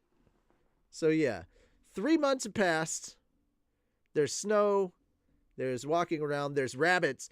I was thrown a little bit because in the game, there is snow and rabbits, and there is a 3-month skip. But this is after the events of this episode. We get a skip to the next time that. All right, so in the game, we immediately cut to the fall, and it's 3 months later. And that's where we end up at the dam. We don't actually see Jackson until the second game. So that's what is new and different and interesting about this game, or about this story. We actually see Jackson this time. Anyway, and then the winter cuts in after the events at the end of this episode. That's when we get to the winter and the snow and all that. So that's kind of where they're like, oh, so you played the game, huh? Here's snow. Let's fuck with you. It's like, motherfuckers. So yeah, it's they're messing with us hardcore. It's good. They're having fun. They're having fun screwing with us. Some of Nyanta's nibbles. Comes the pot train. Choo choo. Thank you for the subscribe. We appreciate it. Anyway, so we get to that. The Wabbits, which is also a nod to the game. When you play the game, you'll understand. But we get the Wabbits. Also, can we just say that Native American couple in that cabin, they were adorable. Yeah. Fantastic. The wife was just the best. The kid comes down and she's all smiles. She's like, he's got a girl with her. And she's just chill about the whole thing. They're just so relaxed about the whole thing. And then Ellie comes down and she's just like so happy about it. She's like, you made them soup? Yeah, it's cold out there. It's like, damn it, it's so... Where's the gun? Over there. It's like, it's too far. You didn't shoot him? Gun's all the way over there. Over there. Like, God damn it. I love him. It was so good. I have watched so many reactions to this episode. It was so fun. This was a really fun episode for a large majority of it. I loved watching the reactors to this because the whole episode, it really felt like so many people were waiting for the other boot to drop, the other shoe to drop. And like, it really didn't. They were like, did we just up until the end get an episode that was just like really nice and wholesome? And it was like, yes, you Finally. did. Yes, you did. You got a mostly happy episode. And then the shoe dropped at the end because that's how The Last of Us do. That's just what The Last of Us do. Yep. Oh man. Although that was a funny moment. So you're communists? No, it isn't communism. Yes, it is. It literally is. We're a commune. This is a commune. We're communists. And it's Yes. like, and we had a like a little mini debate about that, and I'm like, yeah. I mean, yeah. It was kind of a mini debate. Yeah. Yeah, stop the episode for a good, 45 minutes? No, Roughly? we didn't stop it for It 45 wasn't even that minutes. It long. wasn't even that. no. long. Felt like it. Maybe 10, 20 at the most. We just had to sit there and be like, is it really communism? Blah, blah. It's like, well, everything's based off the community as far as. Well, no, no, all right. don't So they use had money, democratically elected leaders, so it's not Right. truly communism. True. Democratic So- socialism. Yeah, so that's where I paused it because I was laughing. I was like, "Oh my god, they're literally living in the Bernie Sanders life because it's democratic socialism essentially. Like it's it's kind of a socialist state rather than just straight up communism. Like it is a commune, but like there's democratic order to it. So it's kind of more democratic socialism. But remember, they didn't understand democratic socialism at that point in time. They didn't understand, like, that term wasn't around back then. So yeah, or I say back then, it's 2023 by that time, but politics and everything was stuck in 2003. So they wouldn't understand that term. So they kind of were living that style of life, kind of the Bernie model. I mean, they didn't have like the free healthcare and all that other crap, but yeah, they were living that kind of a life. Ants. You saw Ant-Man, right? I have not. I did. That's communism right so there. good. The ants are a socialist hierarchy. There you go. Yeah. Ants. That's socialism. How many times did Hank Pym say ants? in that Ants. fucking movie? Ants. I just want a super cut of every time he says ants. If you haven't seen Ant-Man like 3, ants. if you haven't seen Quantumania, you need to see Quantumania just for the ants. They're the Yep. best thing. They're not the best thing they're so about that good. movie. Kang is the best thing about that movie. Oh, But for still, sure. the And the ants two are ending fucking scenes were really cool. They are. They're so good. 'Cause Anyway, the actor doing Kang, all of them, Jonathan he's doing Majors is fucking so phenomenal. Great. Yeah. Yes. Anyway, moving back. So we get to the I also love the nod of like the map, you know, it better be the same as what your wife points out. I don't know if they're going to do this scene, but there's nods to a scene in the game where it's like Joel is looking for somebody and he's like you better point out where on the map this thing is that I'm looking for, and it better be the same as that other person said. And like, so Joel has done this a few times in the show, and it's alluding to a specific thing that he does in the game. And boy, like you can see, and it's like, cause it's a really intense moment in the game. And it's like, I love that they're building this up because it pays something off in the game. Even if they don't do it, and I hope they do it in the show, but I don't think they're gonna. And man, it's so good. Anyway, so we get out of this cabin with like the adorable couple, and I love the adorable couple. They've kind of scared Joel a little bit by talking about this river of death. The one thing that I don't like is Ellie is taking one of the rabbits. She took the small rabbit, and I'm like, leave the fucking rabbit, dude. Y'all can get your own food. You've been walking since Kansas City. Clearly you can get your own food. You don't need to steal from other people. That's the one thing I gotta say as a downer about this show, and that's the problem with kind of condensing the game down into this show, is like, if Ellie has kind of like this personality in the game, but it's like stretched out over the course of like all this gameplay, but you condense it down into the show, she comes off as a lot more irritating and annoying in the show than she does in the actual game, where it's stretched out more, you know, because you have a lot more time with Ellie and there's like more room to kind of breathe in the game, whereas in the show it's kind of more in your face, and she seems a lot more annoying and unlikable in the show because it's so in your face all the time. But also, I have to agree with something that Alex from the Angry Joe Show said, that like at this point in time, Bella Ramsey is Ellie. Mhm. Like she 100% is Ellie to me now. And she also pulled that absolutely Ellie move. Hey, don't play the video game for your character. Yeah, I love that. I love that. She's like they told her not to play the game, and then behind their back, she went and played the game. And I'm like, that is so Ellie. It is 100% that is Ellie. I love her. I was like, yeah, Bella Ramsey, like they told her not to play the game, and then she turned right around and behind everyone's back, she played the game. And I'm like, yeah, that's 100% an Ellie move. And then she went afterwards and told Neil Druckmann that she was like, hey, I just wanted you to know that while we were filming, I played the game. And Neil just smiled the biggest smile, and he was like, "That's such a fucking Ellie move." And she's like, "I know, right?" And he's like, and he pulled her in, and he's like, "I want you to know that one of the first things I did was I told Ashley I did that," and she was like, "Yep, that's Ellie." She's like, Love it. it's just like it's such a dick thing to do, and it's like 100% an Ellie thing.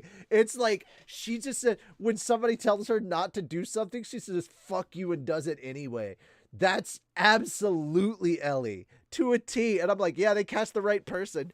It's like, hey, don't play the game because we don't want you going into these scenes knowing what's going on in the game because we want you to have a fresh take on it. Turns around, does the most Ellie fucking in-character thing she could possibly do. Plays the fucking video game. It's like, yeah, no, she's Ellie. 100% love No her. denying it. The 100% the little shit that character is. Oh, they cast the right person. All right. So Joel gets out and starts having like a little panic attack. And it's all right. So I got to tell you, this is how realistic this shit is getting. Thursday, I had a meeting with my therapist. We talked about The Last of Us, the show. Yeah. Cause we were talking about this. Cause I was talking about like stuff that, you know, I'm doing and things like that. And I'm talking about how we review The Last of Us. And she's like, "Oh yeah, did you see episode 6? We started talking about The Last of Us." And we started talking about, cause I'm seeing her for PTSD. And she's like, "Yeah, this is one of those shows where they're doing a good job of showing panic attacks and how more realistic, you know, shows are getting at like explaining how panic attacks work and showing how, PTSD develops, and sometimes it's sudden and sometimes how it develops slowly over time and things like that." And you know, she's like, it's not all like military drama Hollywood BS. Like it happens in these subtle slow ways like this. It's not just this way. And she's like, yeah, sometimes The Last of Us is a really good example. You don't necessarily remember what your dreams were. You just wake up feeling this certain way. You just wake up with a feeling. You don't remember why you have this feeling. You just have this feeling. And that's just it. That's all you have is just the memory of a feeling. And yeah.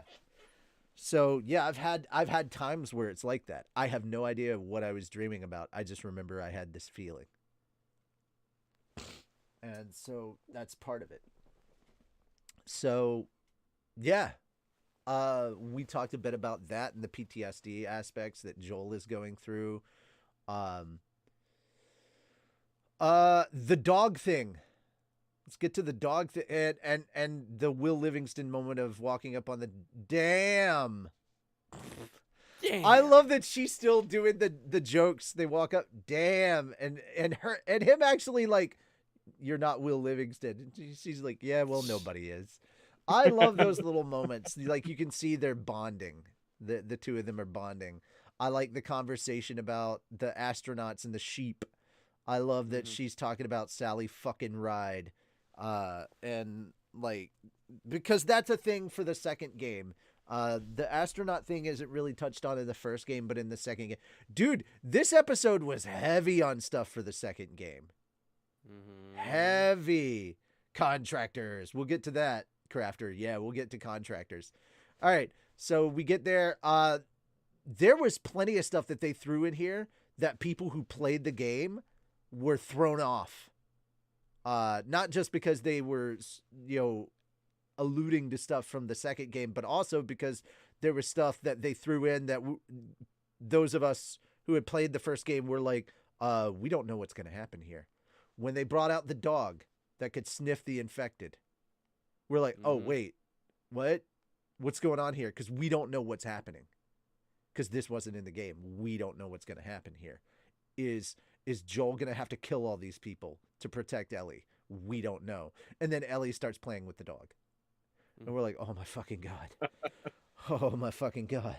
So we're in that moment with Joel, our heart's stopping too. Mm-hmm. because we don't know. All right, have a good one, Vicious, and thank you. Thank you for stopping by. We appreciate it.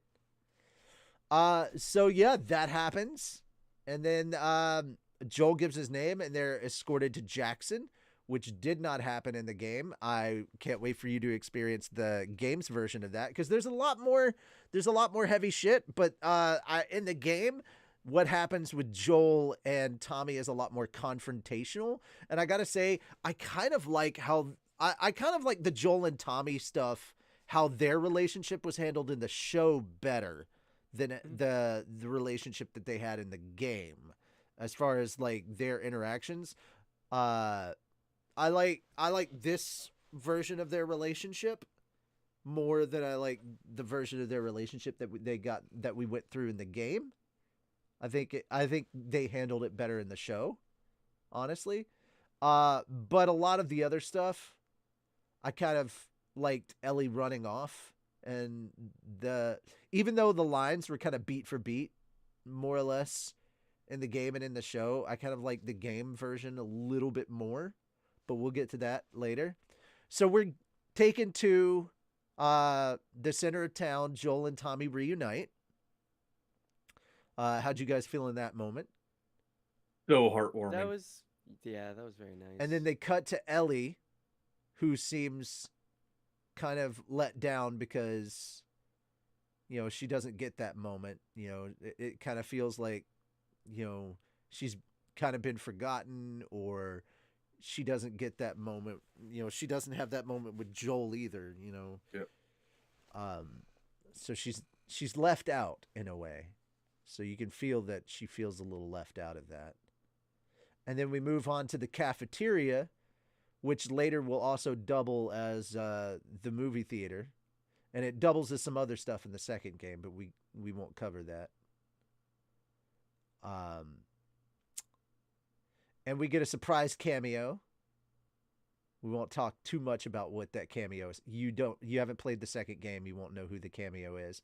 But there's a girl that's looking at Ellie, and Ellie goes, "What?" And that's a surprise cameo from Dina, who is very important in the second game. Super important. She's with Ellie for practically the entire second game. Yeah. Super, super fucking important. And so we get a meal, and then we find out that Tommy has gotten married. Joel, say congrats. And the woman that he's married to is from True Blood. You guys remember True Blood? Oh god, I didn't even piece that together. Yeah. I tried to push that show out of my memory. She's Suki's friend from True Blood. Oh god. The one competent person in that whole fucking show. Yep. The one girl who had her shit together in that whole goddamn show. Yep. Yep. That's who Tommy ended up with. The only person in a vampire show who had their head screwed on right. So, yeah, there we go. Anyway. And then we also got to have the really good and heavy scene between Joel and Ellie. Well, we're still jumping ahead. We kept the tour going. We kept the tour going. Then we had the communist talk, and also we met the sheep. Meh. Yep. And then we got our second cameo. You didn't know it was a cameo. You didn't know because, again, it's second game. You don't know anything about the second game. We got introduced to a kind of a newborn calf named Shimmer, who is the horse that you end up taking with you and riding all the way to Seattle in the second game. Interesting. Yes. So there's a lot of nods to The Last of Us Part 2 in this episode. I mean, a lot of them. Holy shit, dude. So many. All right. So we have our communist talk. Then the group split up. Joel and Tommy go to a bar where they have a little talk. Joel kind of tells his lies to Tommy, saying that Ellie is some what was it? He says that she's some Firefly Fireflies, muckety mucks kid or something. Yeah. and that Tess is fine. Tess is and fine, and they're headed to asking about a Firefly base, and they talk about the University of Eastern Colorado, and that's where we find out Tommy is about to be a dad, Mm-hmm. and they get into a little bit of a spat. It's sort of similar, but less intense to the conversation that they have at the dam. And then Joel steps out. He starts having a panic attack, and he looks up. By the way, this is all taking place around Christmas because there's a big old Christmas tree out in the middle. That's what they're all doing. They're singing Christmas carols in front of a big ass Christmas tree. Mm-hmm. I also like the other thing. They're raising pigs, and they're about to start. They're about to have bacon, Christmas trees, and bacon. Bruh, they're living the good Nothing. life. I can already smell the bacon. Bacon, man. I haven't had bacon in forever, man. I miss bacon, Yeah. Way too damn expensive. bro. I am at 199.0 right now. If I can dip into the 198s, once I get back to the 170s, I'm celebrating with some motherfucking bacon. Hell yeah, man. Yeah. When I get into the 170s, 180s, I'm celebrating with some goddamn bacon because then I'll be back in like the healthy range. I've only had a bowl of Cheerios this morning, but it was Honey Nut Cheerios. Be happy, be healthy. B movie. Anyway, Shit. you like jazz? Anywho.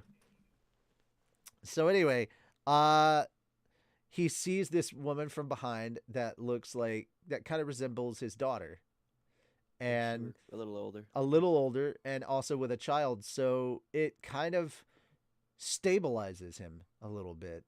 And she seems like she'd be around the same age that Sarah would be if she'd actually grown up during this time.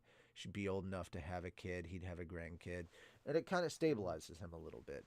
Meanwhile, we cut over to Ellie, who had a shower and comes in, and she sees a period cup and a little chart explaining the period cup and a note saying that I'm having trouble remembering her name. Tommy's wife. Yeah, her. I don't remember. Huh? I don't remember her name. Not okay. Will be at the house across from them. So she goes over there, sees a little memorial, and sits down to get her hair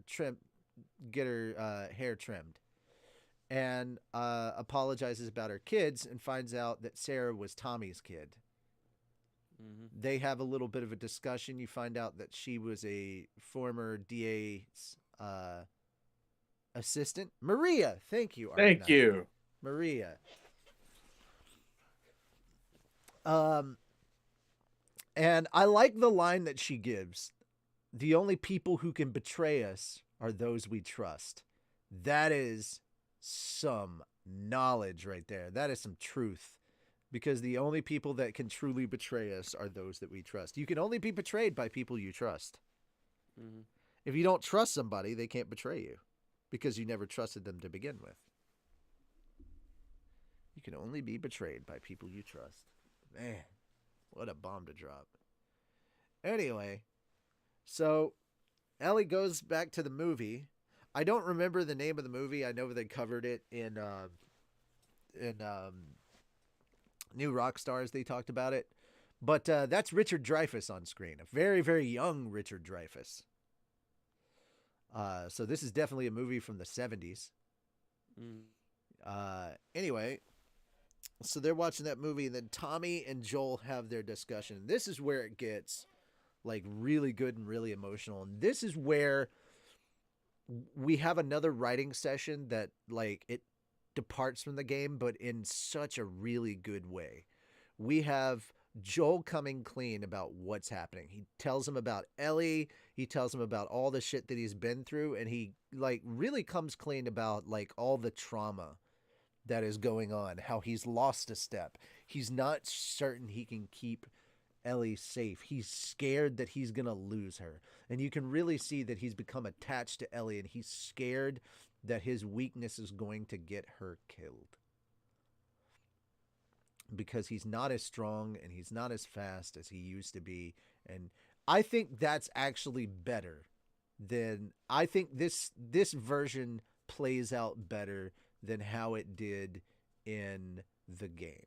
This is a side of Joel that I think the game needed to have that it didn't have before. And this is where I come back to something that Troy Baker said when he was talking about having Pedro Pascal play Joel versus having him play Joel. Because there were a lot of people that were upset that he didn't get to play Joel. And we're like, you know, we like Pedro Pascal, but it would have been great to have you do it, you know, or whatnot. And they were like, I want to see somebody else take on the role, because what could they have brought to the table for this character that I didn't see, you know? And then Pedro takes this character and he brings something out of that character that he didn't initially see, you know? And so he pulls something new out of this character that wasn't there in the games. Because Joel was so busy in the games trying to be tough and give off this appearance of strength.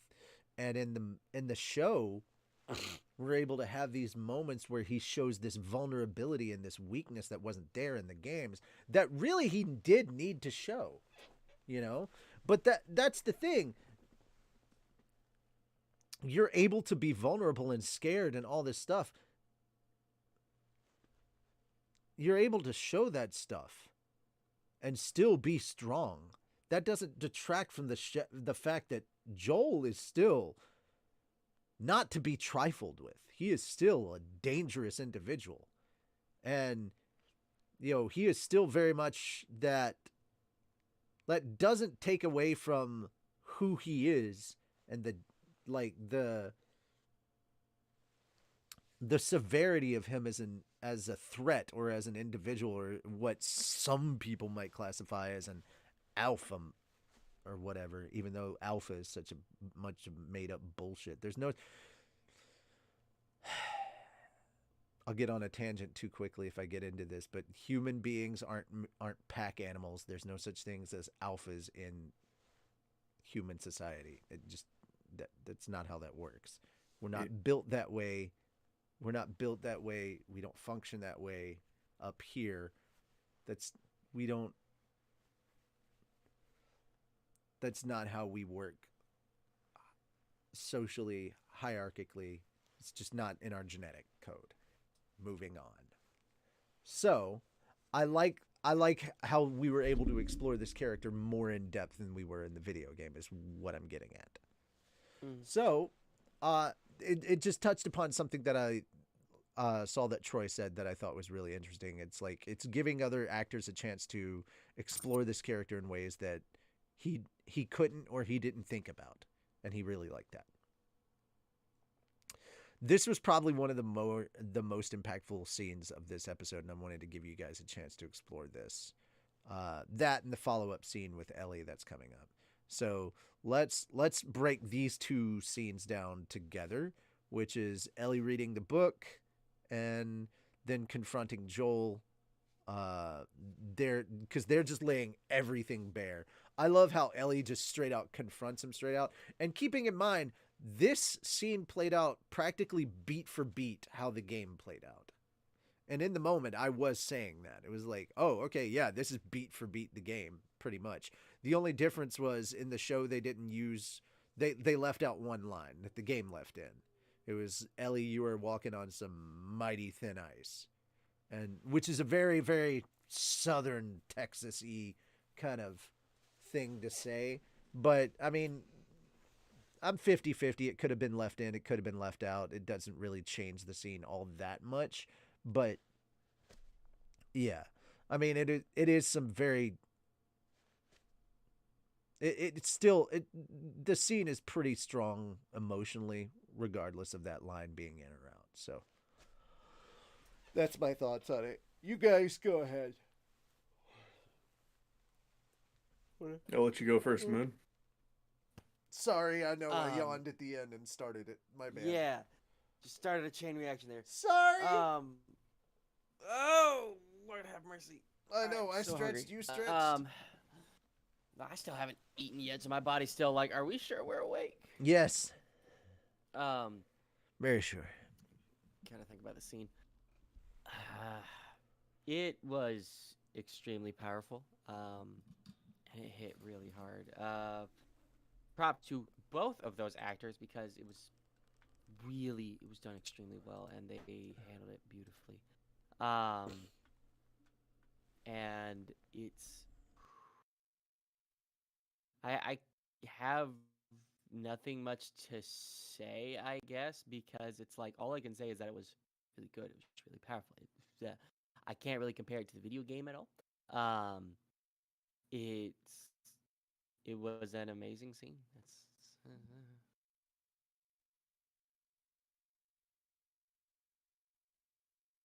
Well, for the Ellie and Joel scene, I prefer the game scene better, but I've been with the game since 2013 was when it came out.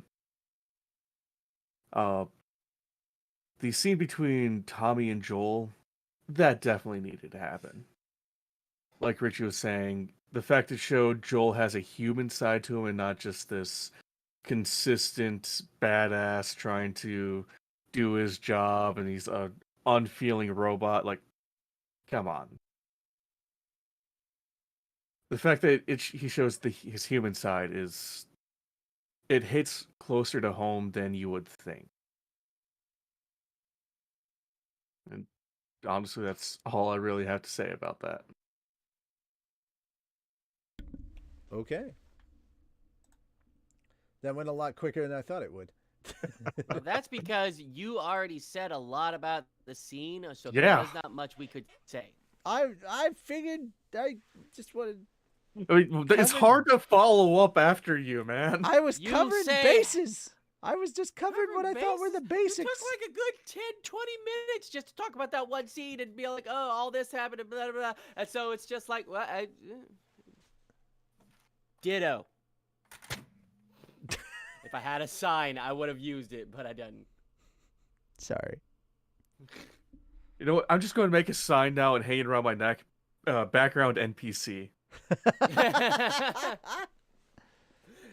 Hi, how are you today? Yes. Take Okay. a look at my wares. So here's the next part. Moon. The next morning. You cover the next morning, and then the conversation on the horse, and then Fenris, you cover the college. You're expecting a lot of my brain right now. Well, you don't get to bitch about me covering everything, and then yeah. So congratulations, and fuck you. I don't remember the conversation on the horse. Well, now welcome to my job. I have to remember it, so you don't have to. You are not the nostalgia critic. Okay, so I remember the next morning, they end up. Tommy gets Ellie. Ellie's, of course, not looking too happy. They go to. I'll be here to correct go you when to you the miss something. stables. Don't worry. Yeah, I got you. I can shut catch up. you when you Yeah. fall. Should I? Do I even need to talk? You keep interrupting me. Yeah. Fuck. Lost my train of thought now. See? Shut up. I'm not saying anything. They go to the stables. Mm-hmm. They're going to get the horse, and then Joel is actually there, and he says, because the night before it ended with Joel saying, Tommy's going to take you in the morning, and that's final. But this morning, Joel apparently had thought it over, and he said, Ellie, I believe you deserve a decision, or a choice. And, of course, Ellie just hands him her bag and says, "All right, let's get going." I love how immediate it was too. Doesn't even Oh, give him a yeah. chance to finish. They don't think about it. It's just like, okay, yeah, let's get it going. All right, I need to So make a Tommy- joke here. So can I pause for a moment? Sure. Okay. Sure, go ahead. I love how low key he has been horsing for 30 minutes. All right. Probably takes that long to set up the horse thing, yeah. No. He said he's been there for half an hour just with this horse, just because he was waiting on them. Yeah. I forgot about that. Low key. But, I'm so punny. I'm dumb. Anyways. Don't worry, I'll see myself out. Yeah, Tommy walks them out of Jackson, and they head on their way. But not before giving him his whichever rifle. university it was. Yes. Tommy gave what's his face? Joel the Joel. rifle. Mhm. Yeah. Which No, that's his name. His you know. face is different. What? You said, what's his Oh. face? Anyways, His face is beardy. they get going. Shut up. They get going to the university, and they're on the horse, and they apparently talk about a conversation that I do not remember. You don't remember the conversation? I guess not. They talk about the contractors. Contractor. Ah, yes. Yeah. Yeah, that's right. Ellie was asking him about what he did before the apocalypse. Mm-hmm. And he's like, I was a contractor. He's like, contractors. Mhm. She got fixated on that word because And really, he taught her to shoot. contractor. He was teaching her to shoot the rifle and stuff too. Oh, that too, yeah. And she was like, And the she's aim like- is off, blah, blah, blah. And he's the like, aim no. is off. It's got to be adjusted. And he's like, here, hand me the gun. Bow. He's like, Right hand me the dead gun. He's center like, of- he's trying to teach her how to breathe when shooting. And she's Yep. like, are you gonna fire it or are you gonna get it pregnant? And then he fires it. And she's like, you dick. And they Yep. walk past and there's a hole in the H of asshole. Yeah, they had a pumpkin that they wrote asshole on. Would you like to continue, Richie? Look, it's not my fault that I watched all the reactions to this and you didn't. It doesn't matter how many reactions you watch. You wanted me to tell the story, and then you take it over. It's like, you fucking. I'm just reminding you of all the Jesus. stuff. No, you took it over. I was about to get to that, but then you're like, oh, by the way, this happened, and this happened, and this happened. And I'm like, Well, you skipped all that stuff because you were telling it out of order. yeah, all I needed was teaching her how to shoot, and then I remembered that whole scene. And then you were all like, all right, let me just my continue bad. telling this. And I was like, my fine. bad. oh, I literally said, oh, yeah, I started trying to tell it, and then you're like, oh, yeah. I was like, come on. Anyways. Are you going to talk about the Yes. gun or get it pregnant? Can't I do both? I wouldn't recommend yes. sticking your dick down the barrel. The barrel's a bit small. Depends on the gun. True. If we're talking about a M16 grenade launcher, yeah, that's a big ass hole. You mean M203? Yeah. M16 is a rifle, not a grenade launcher. Yeah. M16 God is help a. me. Yeah. The grenade launcher attachment makes it an M203. Okay, might be. Either way. Which, by so the yes, way, teaching how to shoot. this is why very civilians funny. shouldn't have military equipment. Yes. Yeah. Well, I don't have military equipment. Yeah, but there's a lot of civilians that do. This is why AR should And- not be in the hands of idiots, especially untrained idiots. Either way, shot the H in the word asshole that they read on the thing, and they were walking. Man, there talking were a lot about of what Joel horses' did this asses past in life. this episode, man. Yeah. Were we Anytime watching there's Last of Us sports or like Red Dead this. Redemption 2? Damn. Yes. That's better than the joke I was gonna make. Don't worry about it. So they're walking along. They're talking about the contractors, and every so often after that point, Ellie just turns to him, contractor. Yeah. But also It's just a running gag. football. Football, yeah, they talk Oh, about football for a yes. bit. We didn't hear the start of it, but we got towards the end of it. And she's just asking questions. So the goal is to get the ball to the other side of the field. Which, Having- funny enough, this is all dialogue from the game. Oh, Like that's cool. that's actually legit. That's actually legit dialogue from the game when they are doing the transition cutscene to Eastern Colorado State when they actually go to the college. So that's legit pulled from the game. Thought that'd be interesting to know. It is interesting. Yeah. I still can't wait to play the game, honestly. But yeah, they talked about football, talked about contractors. Was there anything else? Up until the college. No, that's more or less it. Up until they get to the college. They Yeah. get to the college, and then shit hits the proverbial fan. Sort of. There's still some chill stuff for the first half of the college. True. It's the end of the college when shit hit the fan. Yeah. Shit Yeah, is I mean, hath hitteth the faneth. I mean, I will say yeah. the college in the game was probably a lot better than the college in the actual show. oh, The by college far. went way quicker. And I mean- I'll talk about I think we'll talk a bit more about that after we do like our breakdown. Yeah.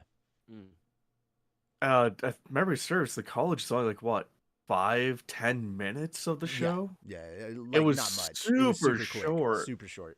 When I you mean- actually get to the college and playing it, you're going to be like, fuck, this took so much time. And you're going to Yeah, be it like, did. why was this so short in the show? You're going to be you're going to be in the college for hours and being like, what the fuck? Yeah. Like the college is a whole ass level and there's so much more to it. Like you're going to be like, wait, they skipped this, they skipped that, they skipped this, they skipped that. Like there's whole ass infected there. Then there's then when you finally reach the objective of finding out what happened to the fireflies and where they went, then it's not the infected anymore, then it's the hunters. And then when you finally get out of there, you're like, Jesus fucking Christ, why did they cut all of this out? It's ridiculous. Fucking ridiculous. Like experiencing it and seeing how much got cut so short, it's infuriating. Especially when you sit back and observe like this whole season as a whole and you realize they set up 2 whole episodes for Kansas City. But we'll get to that momentarily. Please take over with the college, sorry. The college went by so quick that Mhm. honestly, I don't remember much of it aside from Ellie and Joel coming in, ending I think their football conversation. Mm-hmm. Ellie pointing out the Firefly logo painted on something. No, there was talk about the change. Joel was like, no, instead of sheep. Oh yeah, mhm. yeah. I don't remember what you changed it to. Singing. Huh. Right, just like in the game. Yes, because they went back to the game thing. Instead of raising sheep, he said he wanted to be a singer because it was something that was brought up in the actual game. He said he used to want to be a singer because Joel knows how to play guitar. And But that's he a can't thing. sing to save his life. He can't sing to save his life, no. But that is a thing. That is a very big and important thing because we pointed out in our review of episode 1 that there was a guitar in Joel's house. Yep. So yeah, there's a guitar. Joel knows how to play guitar. That's something that shows up a lot in the second game.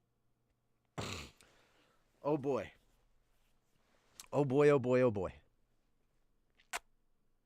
Yeah, they're riding around and they come across a bunch of boxes and a packing list showing that the Fireflies got out of there in a hurry. Mm-hmm. No explanation why the either. monkeys. God, monkeys. You only see the monkey towards the end of it, though. No. No, the monkeys were outside. The monkeys were outside because they did the outside monkeys, and they were like, oh, monkeys, because they were riding on the horse, and they saw the monkeys outside. They were like, first time seeing a monkey, first time seeing a monkey. Mm-hmm. And then there were the monkeys inside. And by the way, again, dialogue pulled straight from the game when they saw the monkeys inside. And they were like, well, at least it ain't clickers. Dialogue pulled straight from the game. True. Which, yeah, thank God it ain't clickers. I know I'm going to be skipping a lot of it because I can't remember much that happened at the college. 'Cause it's just so freaking quick. I feel like most of the college scene was just the ending fight between Joel and that guy with the They bat. go to the board and they see that they have congregated to a place called St. Mary's in Salt Lake City. Okay. Also, I'm gonna go ahead and do a little bit of stuff that they talked about in New Rockstars did real quick. So there was stuff coming from California, which we know that there used to be a Firefly base that was in and around California, which is an area in California where you will visit toward the end of part 2. There is one that is headed up towards Seattle, which is another area around where we know in part 2, and there's also one down in and around New Mexico, which we haven't actually explored, which maybe that'll be something that we come across in part 3. We don't know for sure.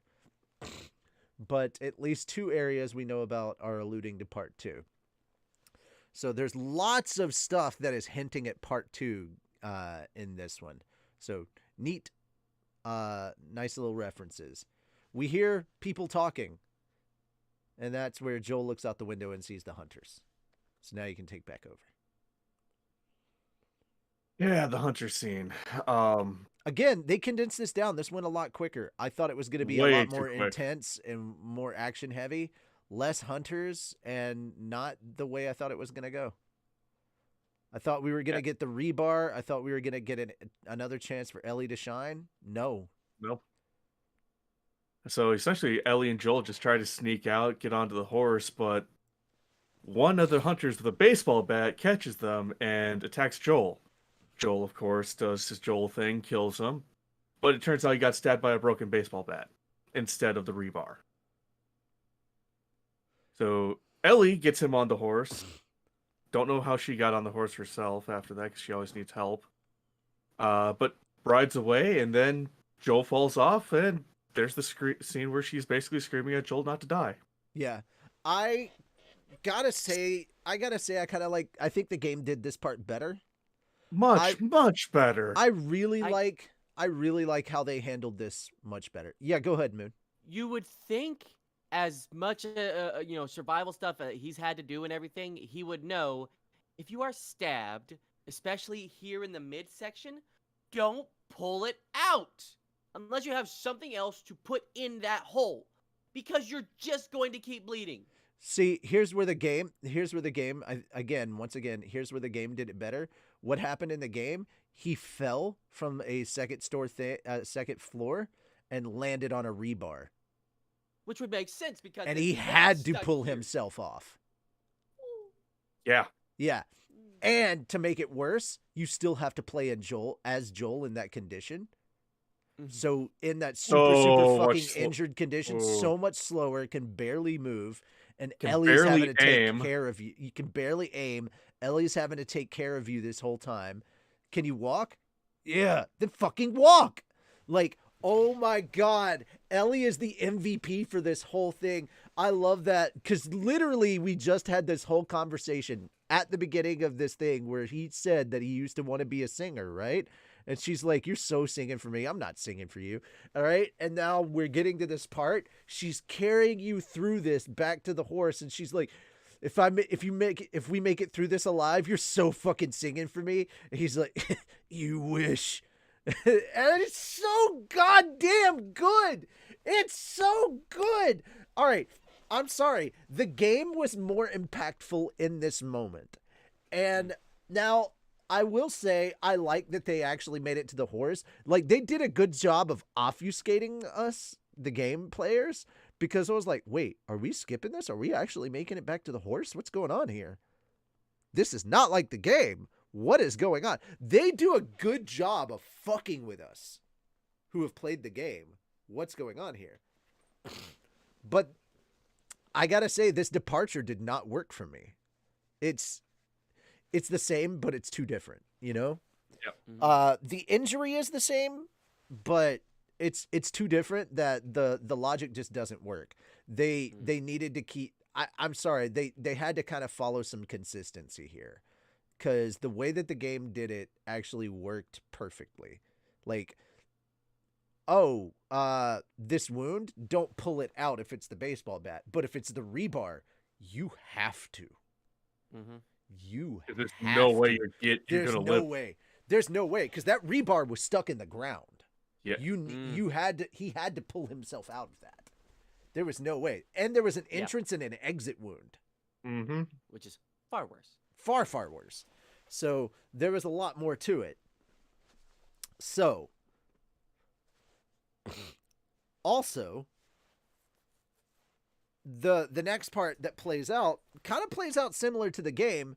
There's an extra bit of dialogue that is so different here, and it's because some things. I mean, for the most part, things have been the same. Joel has kind of told Ellie what to do this entire time, but they left out a bit of dialogue that I think was much needed for this scene. It's like, Joel, get up. Joel, come on. Now, they've played into the whole Ellie doesn't want to be left alone thing. Mm-hmm. But the other thing is like this whole other aspect of Ellie of like, she doesn't listen to Joel, which they've kind of played into. She doesn't listen to Joel. But like, he's been kind of her rock this whole time. He tells her what to do. But like, also at the same time, she finds that comforting. She needs that. So like, when this happens, suddenly she's lost. And she's like, get up. You've got to tell me what to do, is the line that she says at the end of before he fully passes out.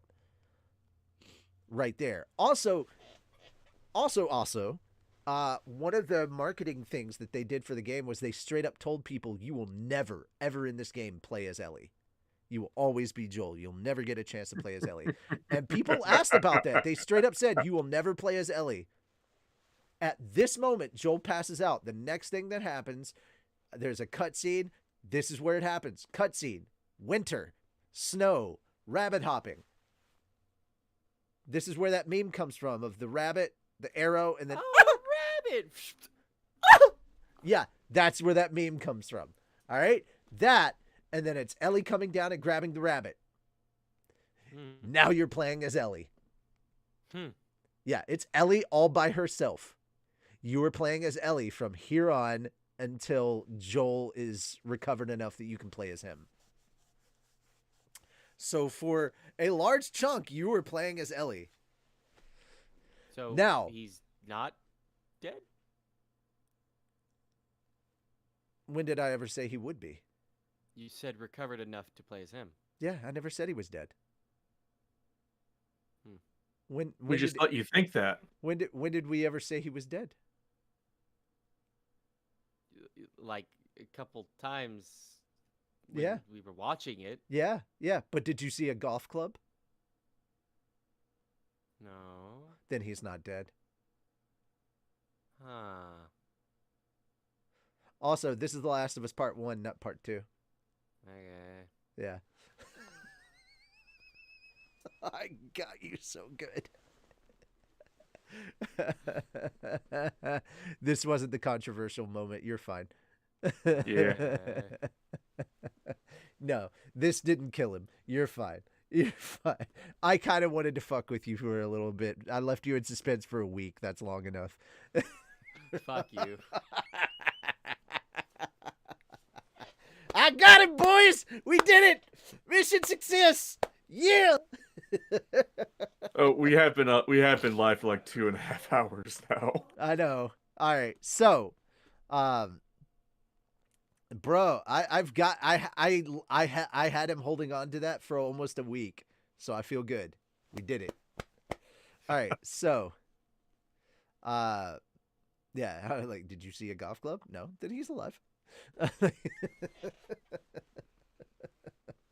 Bro, so good. Anyway, so the Damn it. all right. So the next episode is going to be The Last of Us DLC, the Left Behind DLC from. It's the only DLC that they had in The Last of Us. Did they have American Dreams too? I don't think so. American Dreams DLC? What was that? Oh, sorry, it's a comic book. Yeah, that I was gonna say that's not a DLC. I was pretty sure that was a comic, not a Okay. DLC. Yeah. Okay, so the Last of Us DLC was Left Behind, and that so here's the thing, when they were talking in the first episode, uh, about when Marlene was talking to Ellie and she was talking about another person when she was saying, was Riley a terrorist? Well, you're about to meet Riley. Hmm. When Ellie was lying to Tess in episode 2 about her time in the mall, and then she was like, were you alone? And she was like, paused for a moment, and she was like, yes. And you were like, she's lying. Yeah. You're about to find out about that. We're going back to that moment. The DLC that takes place actually takes place here in this moment in time. So they're actually telling the story linearly. So I'm only going to talk to you about the game stuff for this point. In the game's story, in the structure of the game story, at this point, Joel is still injured. Right? Ellie is looking for supplies to try and help him recover. So she goes into a mall to try and look for supplies. During that time, she has a flashback to the mall that she went to in the Boston QZ with her friend Riley. And the silly, goofy shit that they got up to that eventually led to her and Riley getting bit. This was DLC that came out after the game had been finished. The game, at the end of the game, is when Ellie actually talks about it to Joel. She reveals that when she got bit, she wasn't alone. She had a friend named Riley. She got bit too. And instead of the two of them dying, they decided, let's just wait it out. Let's just be poetic and lose our minds together. And she said she's still waiting for her turn. First it was Riley, then it was Tess, then it was Sam and Henry. She's just waiting for her turn.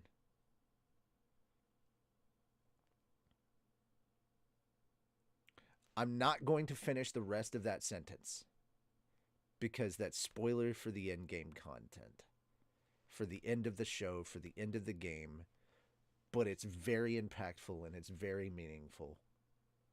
And the Left Behind DLC is actually getting to see how all of that plays out. And that's what the next episode is going to be about. Holy crap, it's going to be interesting. It's not going to be the conclusion that I don't know how they're going to play this out, but I'm going to sit here and say that right now, HBO should have forked over more money to give them more episodes. This did not need to be 9 episodes. This needed to be 12 episodes. The end-game content right here, the end of this story needed more episodes. Just straight out, the college should not have been rushed through. We needed more time in the college. We could have taken more time in the college. There should have been, at the very least, the hunter stuff should have been fleshed out more. The stuff in the hunters, we could have gone through that a lot more. It felt way too rushed. We spent way too much time in Kansas City. That felt like wasted story that took way too much from. We've got 3 episodes until the end. And there's so much to cover. I'm going to be as vague with this as possible. But even being as vague as possible, there's all this spoiler crap. We've got Left Behind DLC. We've got the crazy cannibal cult. And then we've got Salt Lake City. And there's so much shit to cover in those three story structures. There's so much shit to cover in that. Just Salt Lake City alone. You have you have the outskirt area of Salt Lake City. Now, I know that there's stuff that we're skipping because we don't have to worry about the photograph thing. Because I don't think Joel did the photograph thing, or I don't think Joel's gonna have to worry about the photograph thing because Tommy didn't have the photograph, so that means Sarah didn't steal or Ellie didn't steal the photograph from Tommy to give to Joel. But it would have been nice if that moment had happened because, man, it's a real final nice moment for Joel to have that. And it is nice that it does show up. Though I will say for part 2, it would be a nice moment, a shared moment with he and Ellie if they actually do that. If like he and Ellie return to Austin and he brings Ellie to his old home and they go back through there and that's what happens. Like if he's like, you know, they do a homecoming trip and he gets like some of the memorabilia and that's how they get the photo. That'd be kind of cool. And that's where he gets a photo of Sarah and he introduces Ellie to Sarah through the photo kind of thing. That'd be interesting, but that's just, you know, some kind of me and my writer brain hoping, but you know, it is what it is. But like this needed more padding. And we lost that because we decided to spend episode 4 on a character who was never part of the game, that didn't need to be a part of the game, or that didn't need to be a part of this story, that didn't need any focus. It's like you added something that didn't need to be here. And we spent way too much time on a character that we didn't need to spend any time on. So we wasted a lot of time on nothing. When there's way more important stuff in your third act that we needed to focus on. Did you see how little time we spent with that couple in the cabin, and yet we latched onto them immediately? Mm-hmm. We could have done the same thing with that lady with the same amount of time and had the same intense feelings, just in the opposite direction. Intense hatred for that woman, for how much she wanted to kill. All right, here's the, you're like, oh, Henry was responsible for her brother getting killed. All right, I know exactly what her motivation is. I don't need to spend a lot of time with her. She just wants him dead. And she is the boss bitch that got shit done that took out Fedra. All I needed to know. I don't need to spend minutes and minutes and minutes and minutes and minutes and minutes and minutes with wasted time on her. The moment she said, I don't give a fuck about your brother and the fact that he's a kid, I just want you and him dead, I was like, all right, I'm on team kill this bitch. That's all I needed to know. I hope Team Mushroom kills her ass. And then when Team Mushroom came in there and killed her ass, I'd have cheered just as loudly as I did when they did it this time. We wasted so much time. All of that could have been wrapped up in practically an entire episode. We didn't need 2 episodes of this shit. We didn't. It was awesome. It was so awesome. We just did not need all that. We didn't need all that mess. All of that could have been condensed down so much more. I'm just saying. So much more condensed. We could have wrapped up Casey so much quicker. It's ridiculous. You could have padded out. You could have padded out one episode, made it like an hour and 20, hour and 30 minutes long. Had that one episode be all of Casey, and then moved on to the next episode, and like had longer episodes later on. Man, I'm just. It's HBO. It doesn't matter how long it is.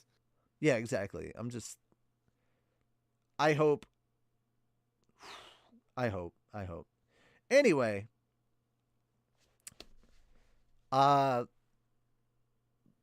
We've only got 3 episodes left. 3rd episode's tonight.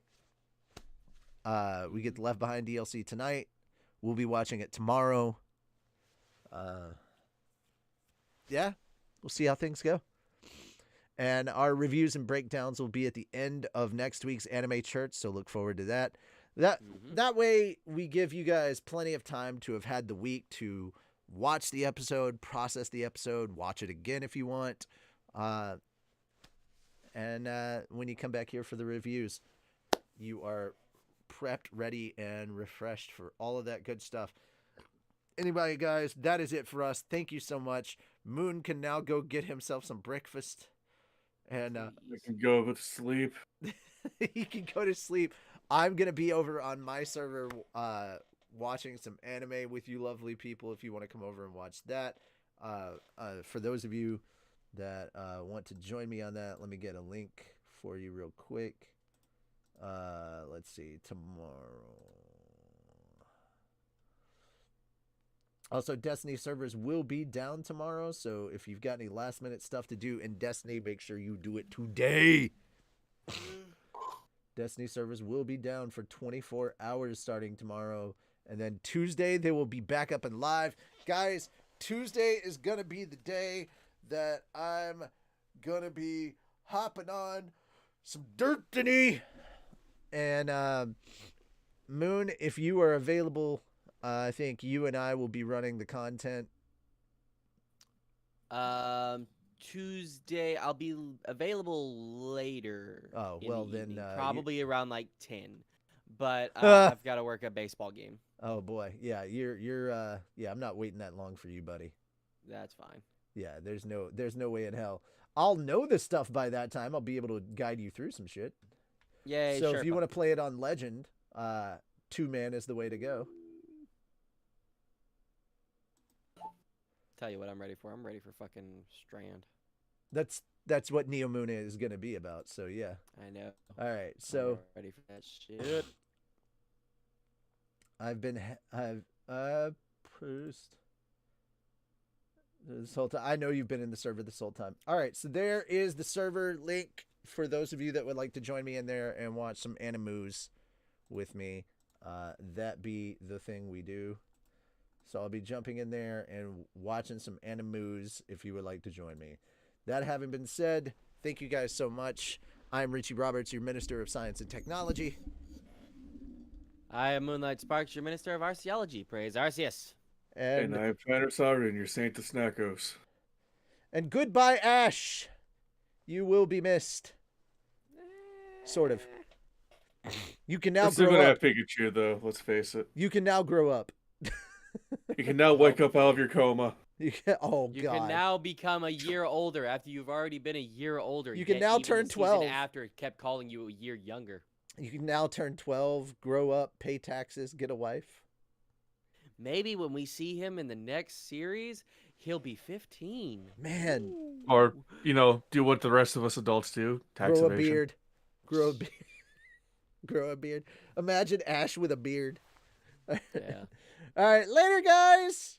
We'll see you Bye-bye. tomorrow for slime time.